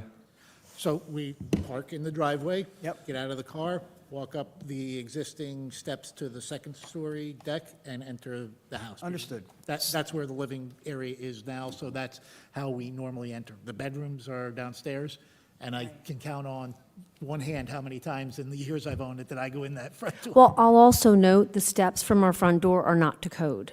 They are, I don't know how they were ever put in, but the steps are too short. They're only about 6 inches, so we don't go in and out that front door. Okay, that was just provide clarity, I guess, Yeah. with respect to the parking comment. We understand that we do need to extend the driveway and also create more space beyond the building frontage. So if I understand correctly, and it sounds like the owners here do not want to entertain the idea of a front porch. They're content with the side porch. It's how they are accessing the property now. My understanding, I'm sure Mr. Gillenshorst will reiterate this, but from my notes, we're looking at the balusters, we're looking at additional shutters, and we're looking at a Diagonal lattice. and we're also looking at a different window for that gable end. Yep. My question. Lighting, too. Yes. For the final approval, correct. Shielding for the HVAC units. You know, some Noted. kind of screening for the HVAC units on the side. They'll be on the Yeah, side of the and house. if there's visible HVAC, it's got to be screened. Screen. Sure. My question was specifically, so if otherwise this remains consistent with what we're representing now, how much of an impact would a second-story porch add to this conceptual approval from the first comment that we received? So I think Meaning that's- if we were, go ahead, I'm sorry. So I don't think that wouldn't really impact the conceptual review. We would review it for the final review, but that would be something you would want to make sure you have documented before you go to zoning. Correct. Of course. Yeah. So Okay. that may be, if you want to keep the side porch, but you want to like explore the concept of making that usable instead of just a sloped roof now, that may be something that I don't know that we're going to be in the position of saying we're okay with the concept even though we haven't seen it yet, but like I said, you may go to a Tuesday meeting and be on the next meeting for that concept, and you're really not losing anything in terms of the zoning. In terms of the timeline. Right. Yeah, got it. And I know it's kind of like you're looking for the relief of, okay, we got conceptual, we can move on to the next thing, but it might benefit you to take the time to do that and just evaluate it and eliminate it, or evaluate it and propose to include it. So I can be really clear about this. Please. From what I'm hearing from my fellow commissioners, it's pretty clear that you would receive conceptual approval tonight, as is, with that list of, I actually have 7 things, right? And it's highly likely that you would be able to configure a second-floor porch that we also would find acceptable. So the idea here is that if you would like to just not proceed this evening so that we could be more convinced of the second floor, how you want to configure it of that porch, then we can talk about it on a Tuesday, and you can come back next month and we can give you the full conceptual with all these other things involved as well. Again, that's up to you. I'm still not, I can't visualize the Yeah. porch, but Because we had So such, the question Well, is, he can. do you even, oh, but wait a minute. I'm going to need you to draw it for me. Guys, Truthfully, this is the same as the front porch idea. If that's something that you don't find appealing, we're not going to force that on you. Okay. yeah. Yeah. I personally do not see it. I'm gonna say I no. have rationalized Okay. this for quite some time, but yeah. It seems to me pretty clear that we've got a vote here for conceptual approval to be made with the conditions that we've. So let me just say what I have are the 7 conditions. 1, no black balusters. 2, making sure the parking configuration is adequate. 3, seeing comparative site plans and elevations. 4, the left side bedroom windows on the 3rd floor. 5, additional shutters. 6, diagonal lattice, and 7, exterior lighting. There was a comment about the screening visible HVAC. HVAC units. Oh, yes, 8. I think, 7A. 7A, yeah. Screening the HVAC unit. Did you get the exterior lighting, or was that Yes, for later? exterior Okay. lighting Yeah. is number 7. And when you get your conceptual approval, it's a written Okay. letter. I don't want And to it jinx. says what it is, and it contains the conditions that we're putting on the doc, and that document you take wherever you're going. Okay. So do we have a motion? Who hasn't made I will one make the tonight? motion for conceptual approval with the 7 conditions listed on it. I think it may be eight. 8 conditions. It's 8. It's eight. Yeah. And do I hear a second? I'll second it. Okay, so we have a motion from Mr. Carroll, seconded by Ms. Wilson Stridick, for conceptual approval based upon those 8 items of conditions that we just articulated. Do you need them again? Nope. No, thank you. Thank you, Karen. Well, thank Mr. you. I'm ready to Hold on, call the we didn't vote. vote yet. And also, I need this application signed. No one signed it. Yeah, that's So a before you technical go. point. It's a beautiful application, but it needs a signature. Mr. Carroll, Yes. Ms. Pisagno, Yes. Ms. Wilson Stridick, Yes. Mr. Stevenson. Yes. Mr. Hammerin, Yes. Mr. Testa, Yes. Mr. Becker. Yes. Thank you. Thank you. Thank you, thank you. And anytime you walk by, come say hi. We'll see you over there on that side porch.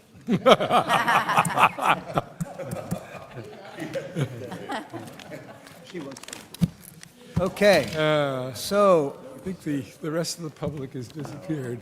we have nobody present for public comment, which means we can move on to our internal discussion. So briefly, guys,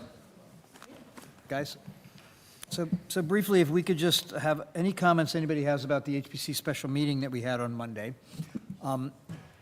I have a few comments to make. I'm meeting with the Spicers Creek folks tomorrow to look at what the conditions are there and take under consideration excluding at least a portion of that area from inclusion in the map amendment. I also need to understand, I think we need to understand better, the impact of and relationship of those properties to the marina properties there. So I want to take a good look at that tomorrow so I can come back and report to all you guys. Anybody who would like to come with me tomorrow, you're more than welcome to do so. I'm meeting at 3 o'clock at the president of the HOA's house. So if anybody would like to go with me, I'll be happy to tell you what. I'll be the having a address is. busy morning. Yeah, okay. It's 3 o'clock. It's not morning. How about your afternoon? No, my morning's taken up. Yeah, okay. Second, Yeah, we go ahead. just, whoever meets, it would be less than a quorum. We know that. Correct. But just want to make sure. There can't be any more than 2 of you that can come with me. Well, So anybody who would like to. And this is to, So I've been exchanging emails with John Miles, yes, who is the president of the HOA. And what I had said to him were my concerns were that Lafayette Street definitely needs to stay within the historic district, that's one. 2, in taking a look at their covenants and their architectural review board, there's not really anything in there about materials, but there might be a way that they could incorporate, at least we're going to converse about this, perhaps some of our materials issues into their covenants so that internally they could handle that. However, my third issue is how does that get enforced? now, unfortunately by them, which is, I mean, I'm going to make a possible alternate suggestion. And since we're going to be addressing the map and the inclusion of the historic district, the local historic district, it might be possible to go forward with inclusion in the district, but reach an agreement or an arrangement with the association as to how those particular properties within the district will be administered by them. I don't know if it's a legal delegation. We might have to have a legal opinion with respect to our ability, but I had in mind a working agreement between the HPC and the association with respect to how they'll go about doing the architectural standards, but not giving up the jurisdiction of including that area within the district. So that's all possible. Tomorrow, for me, is just a listening session. Yeah, understand. We're not going to make any decisions. Condos, part of the housing? Yes, that's all part of Spicer Creek. But what I need to get a clear, I think all of us need to get a clear idea of what exactly is that boundary? Because they also were stating that our map is incorrect in what's showing what is and isn't already in the district. So I need to get a really clear understanding of where's it wrong. because I think we need to make three, I'm going to suggest we need to make three changes to our proposed map amendment. One is whatever mistakes are made up at Spicer's Creek. Two, there was a block that got excluded from the map that Paul caught, I think it's the day before our meeting. And three, the properties on the beach side of the promenade, which aren't clear to me, are included in the proposed map amendment. Therefore, in talking with Chris about this after the meeting, likely needing to send a letter to each of those property owners to be equitable with everybody else to whom we sent a letter, and then likely having another public meeting, at which we would then vote to approve or not the map amendment based upon whatever comes of those three issues: Spicer's Creek, Promenade, missing block. John, question. Yes. Would we be setting a precedent where any area that's administered by an HOA would be able to opt out of HPC? So I would ask Chris that question. So the only reason I feel open to at least exploring this is because this is a very anomalous situation. Where they're located, specifically not visible really from any place other than inside the HOA itself and the water, right? This is a very unusual circumstance. Of course, it is the case that much of Cape May and some of its historic properties are viewable from water. True. So it's not, water's not an automatic exemption. True, and I don't understand yet really the configuration of and the locations precisely of, there are actually two marinas there, not one, but two.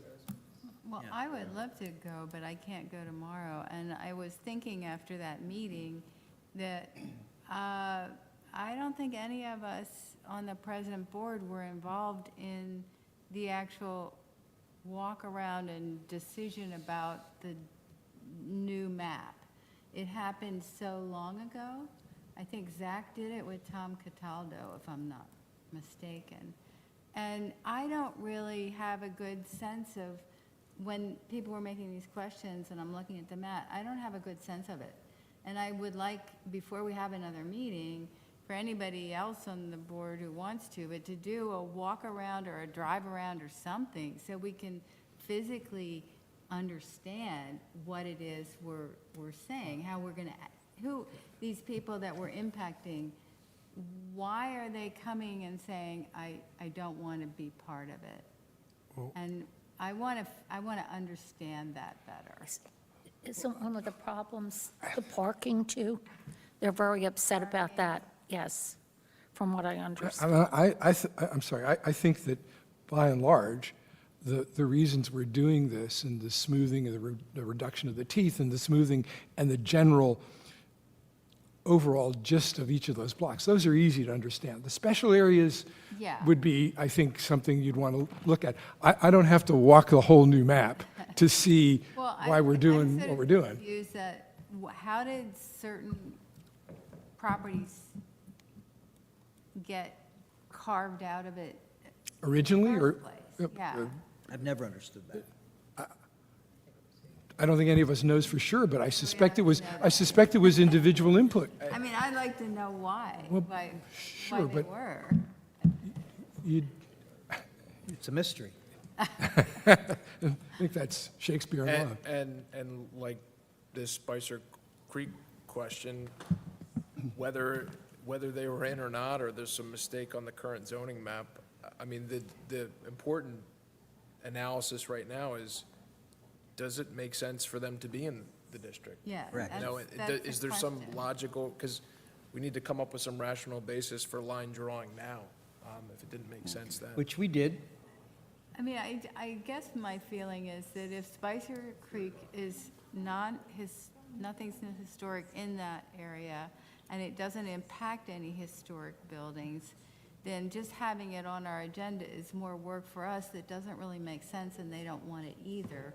Now, seeing mayors and some of the historic properties in that marina area, it's clear that they deserve respect, and they deserve us to defend the neighborhood and the streetscape. So I'm really confused about, I don't even. I mean, my impression from the points that were raised is really that they simply thought that we were, excuse me, an unnecessary administrative layer. Right. That's really, as I understood the objections. My personal belief is that we have every interest in making an expansion of the historic district to be as large as it can be. For good reason. Obviously, there's some places outside of, clearly not going to ever be in the historic district. These are pieces at the ends. But my presumption is that it should be in until someone proves to me that it oughtn't be. That's the way I look at it. Doesn't time tell you when they should be in, as far as, for Village Green, for example, in 50 years? But that's actually in, Yeah, that's a There's some interesting question. things coming up about Village Green. It's crazy. Did anybody see the webinar that Judy told us about that happened recently? I mean, there's properties that were significant that were built in 2000. And, you know, the significance of a property is not only time-based, but it's also like the African-American district. It's use-based, it can be with a character, a person, it can be with an event. Architecture, good architecture, can create new designs that we would want to protect going forward. So the year time thing is not as strong of a cutoff as it used to be. I think And we then have we to- also have sustainability, climate change, and adaptive reuse. Look, we have to take this one step at a time. Yeah, and we- I mean- And we saw from the meeting that there's a little roughness around some of those edges. And I think John's course of action in meeting and understanding and coming back and us discussing it further is in order. I don't see we can avoid another meeting. We're going to have to vote on a map. I hope it's just one more. Approved the design of Spices Creek by HPC? No. So. Harbor Cove had some type of plan that had to be followed. I thought Spices Creek is a lot of the same. Yeah, I mean, a number of developments have had HPC approval or review, not because they were necessarily just in the district, but because private covenant said, we give this to the HPC to do that. The R1A block that's on the old Admiral Hotel, it's by private covenant to submit those plans to the HPC, and they have been. So guys, I'd like to propose a couple things. One is, I've looked at this pretty carefully, and I can't find any other, let's call it, development within some sort of HOA structure that we are trying to incorporate other than Spicer Creek and those two marinas in our proposed amendment. These are all individual properties with the exception of that development. Second, I would like to suggest, if you haven't done so, is to take this map, go yourself, and go out and walk these streets, particularly New York and all around Sewell and those blocks between where Sewell comes together at the point to Madison. Yeah, that's the big meat. Those are the places that you really need to understand for yourself. Is it appropriate or is it not, and why? And I think that what hopefully was helpful was Kevin's photographs, because Kevin did exactly that. And I've walked them myself, and these absolutely make sense to me. But I think for all of us to vote in good conscience, they have to make sense to you too. And what doesn't make sense to me yet is the marinas and Spicer Creek. I just don't understand it, because I actually don't think we've documented these correctly. I don't think they're properly shown on the map. So that's what I need to go and understand from the HOA exactly. I didn't even know what all properties match Spicer's Creek and what's on this map. I don't know. I need to go see it. Where will our city manager be in this process? So our city manager unfortunately is unable to attend tomorrow, but I'm hoping to be able to get documentation from them and then come back and speak. I spoke with Paul about this today, and I talked about the three issues that we definitely need to work on.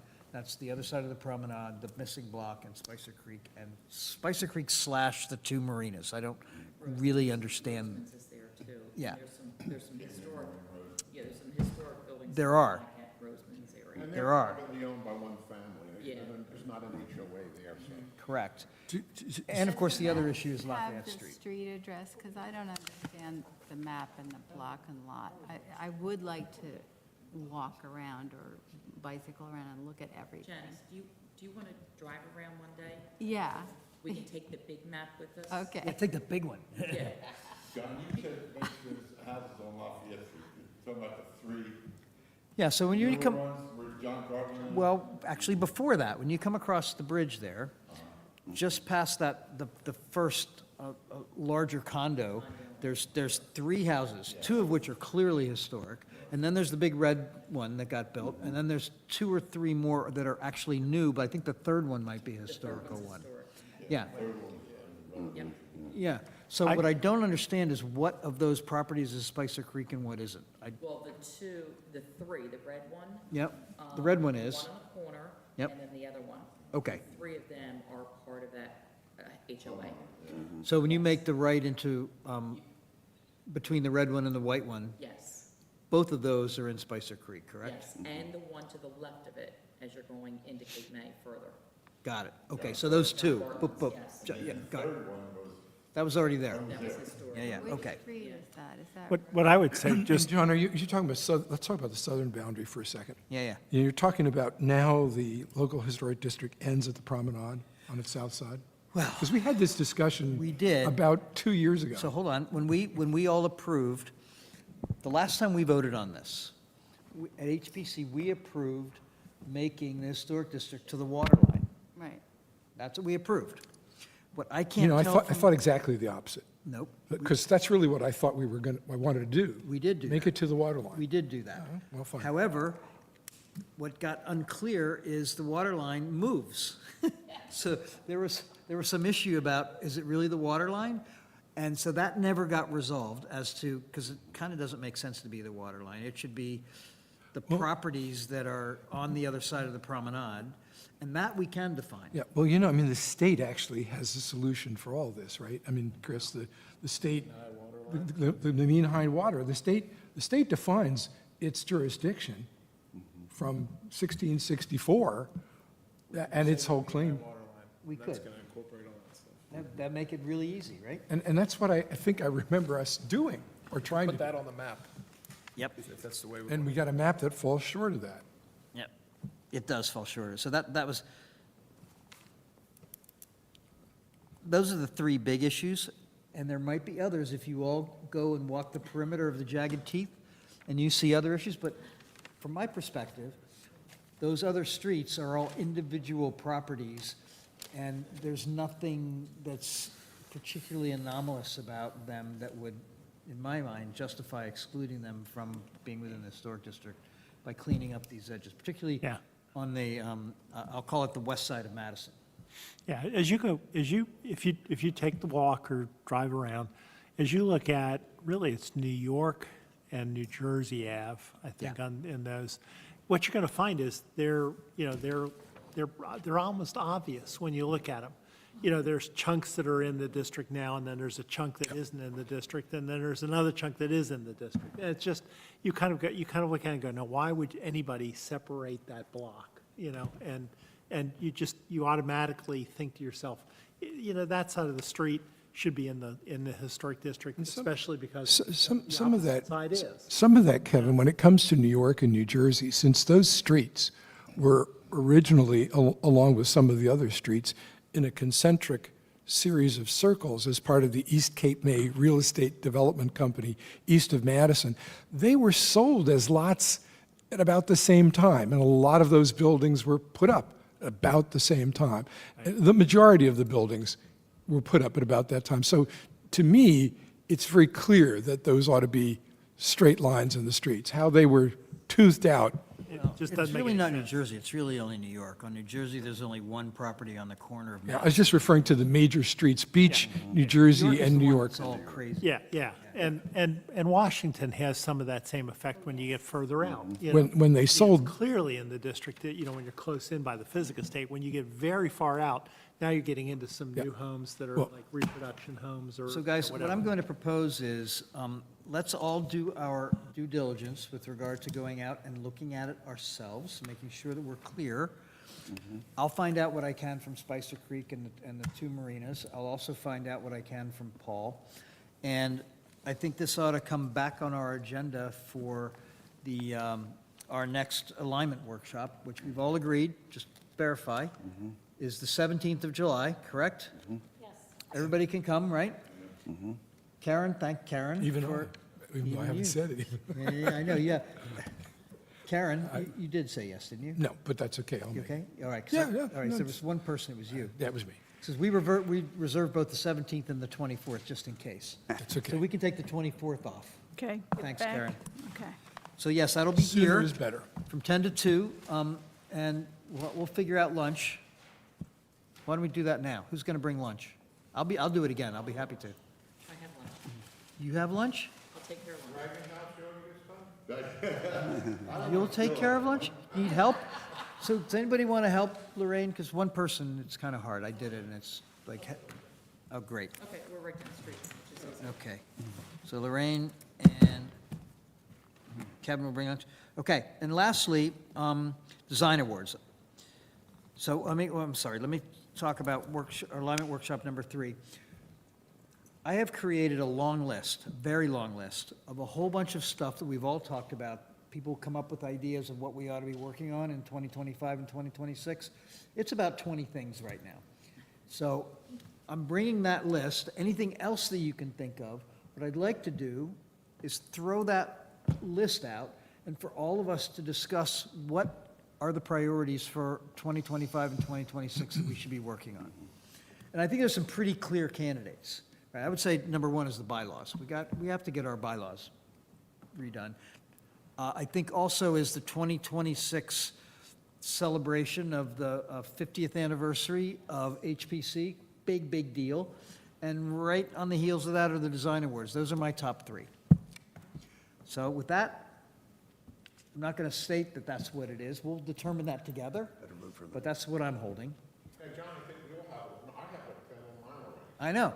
So, guys, if you have anything, email them to me, and I'll add them to the list that I'm already keeping, okay? So that's a perfect transition. I've already emailed one to you.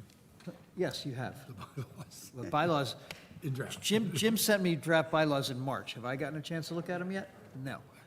So, that's a perfect segue then to the design awards. So I would like to hand it over to Janice and Lorraine to talk a little bit about the design awards, other than we've reconstituted the committee.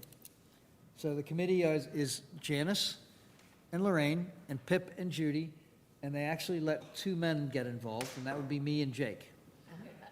Yeah. So, please. Well, did you want to wait until we have the alignment and discuss it there? I would just like to have you guys, to me, yes, that's where we really need to work on it. But there were a bunch of things that you guys did as a committee that we never got to hear about, because it got, Okay.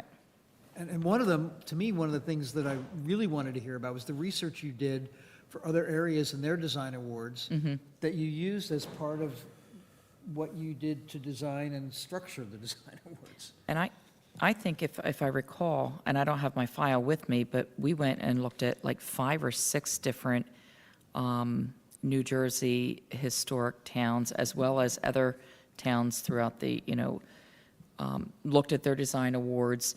And then we were kind of picking and choosing based on what Cape May is about and what our vision was for these design awards.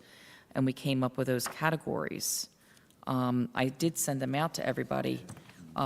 There's some question marks on the last 2 pages, but for the most part, there were 5 different design awards, which didn't have to, maximum 10 awards a year. We didn't have to award them based on the applications that we received during that year. And then we came to the meeting. We were originally going to do a look back on, 2 years, I think it was? 2, it might have been, Well, we sort of made it almost 3 because of the pandemic, so as Yeah. we continue to procrastinate, right, so, that window of time gets wider and wider. So that's why I'm saying this is a pretty high priority. 'cause Yeah. We want this to align with the I 50th think we were thinking anniversary. between 3 and 5 years. Well, we won't have any, if we can expand the amount of time we're looking from when we started this process and have it ready for next year, I don't think we'll have any trouble. And also, the awards would include, we talked about something, we'd call it, I think, maintenance, but we changed it to stewardship. But just the idea that people who haven't been before us, but who have been faithfully maintaining historic buildings in impeccable condition for years, I mean, that's, to me, that's like a big one. and adaptive reuse as well. Yeah. And preservation. Is this going to be determined by this board? Yes. Well, Because I know, well, commission, but I mean, we don't know that yet. Yeah. Right. We were actually looking at getting some architectural historians involved. We had some ideas that we floated around, but So why don't we make this a significant topic of that? Okay. Our next alignment workshop? and then Well, we'll, I think we need to give you guys the basic info before then, because it sounds like the alignment workshop is going to have a large agenda with trying to prioritize. And developing this program and making sure everybody understands it and you have a chance to sort of weigh in, you don't want to try to we can do come up, that we can all. come up, we can, like, the Yeah. 4 of us can meet again. We We can can come just- up with a presentation and give you ideas of what our thoughts were, and then we can revise things That from would- there. I think that's a That good would be jump-off. perfect. And Lorraine, I think you sent out that document about the design awards. I did. You I sent it to sent all out of like us? 'Cause I remember- 4, I sent out 4 different documents. Yeah, so did everybody get those? Yeah. So review those, because they're really good documents, right? You know, John, we've had quite a few meetings already, Yeah. so Yeah. we have some info there ready to go. Well, Lorraine sent that out via email last week. Everybody got it, right? So open those up and read them in preparation for our alignment workshop, and then you can, We'll do a presentation. perfect. Yeah. And then we can have a little work session on the design awards. Okay, I think that's it.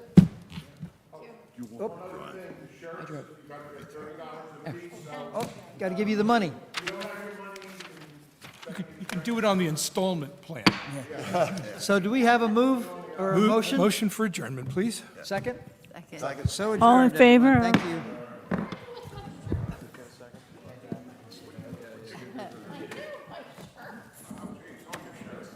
Behind me.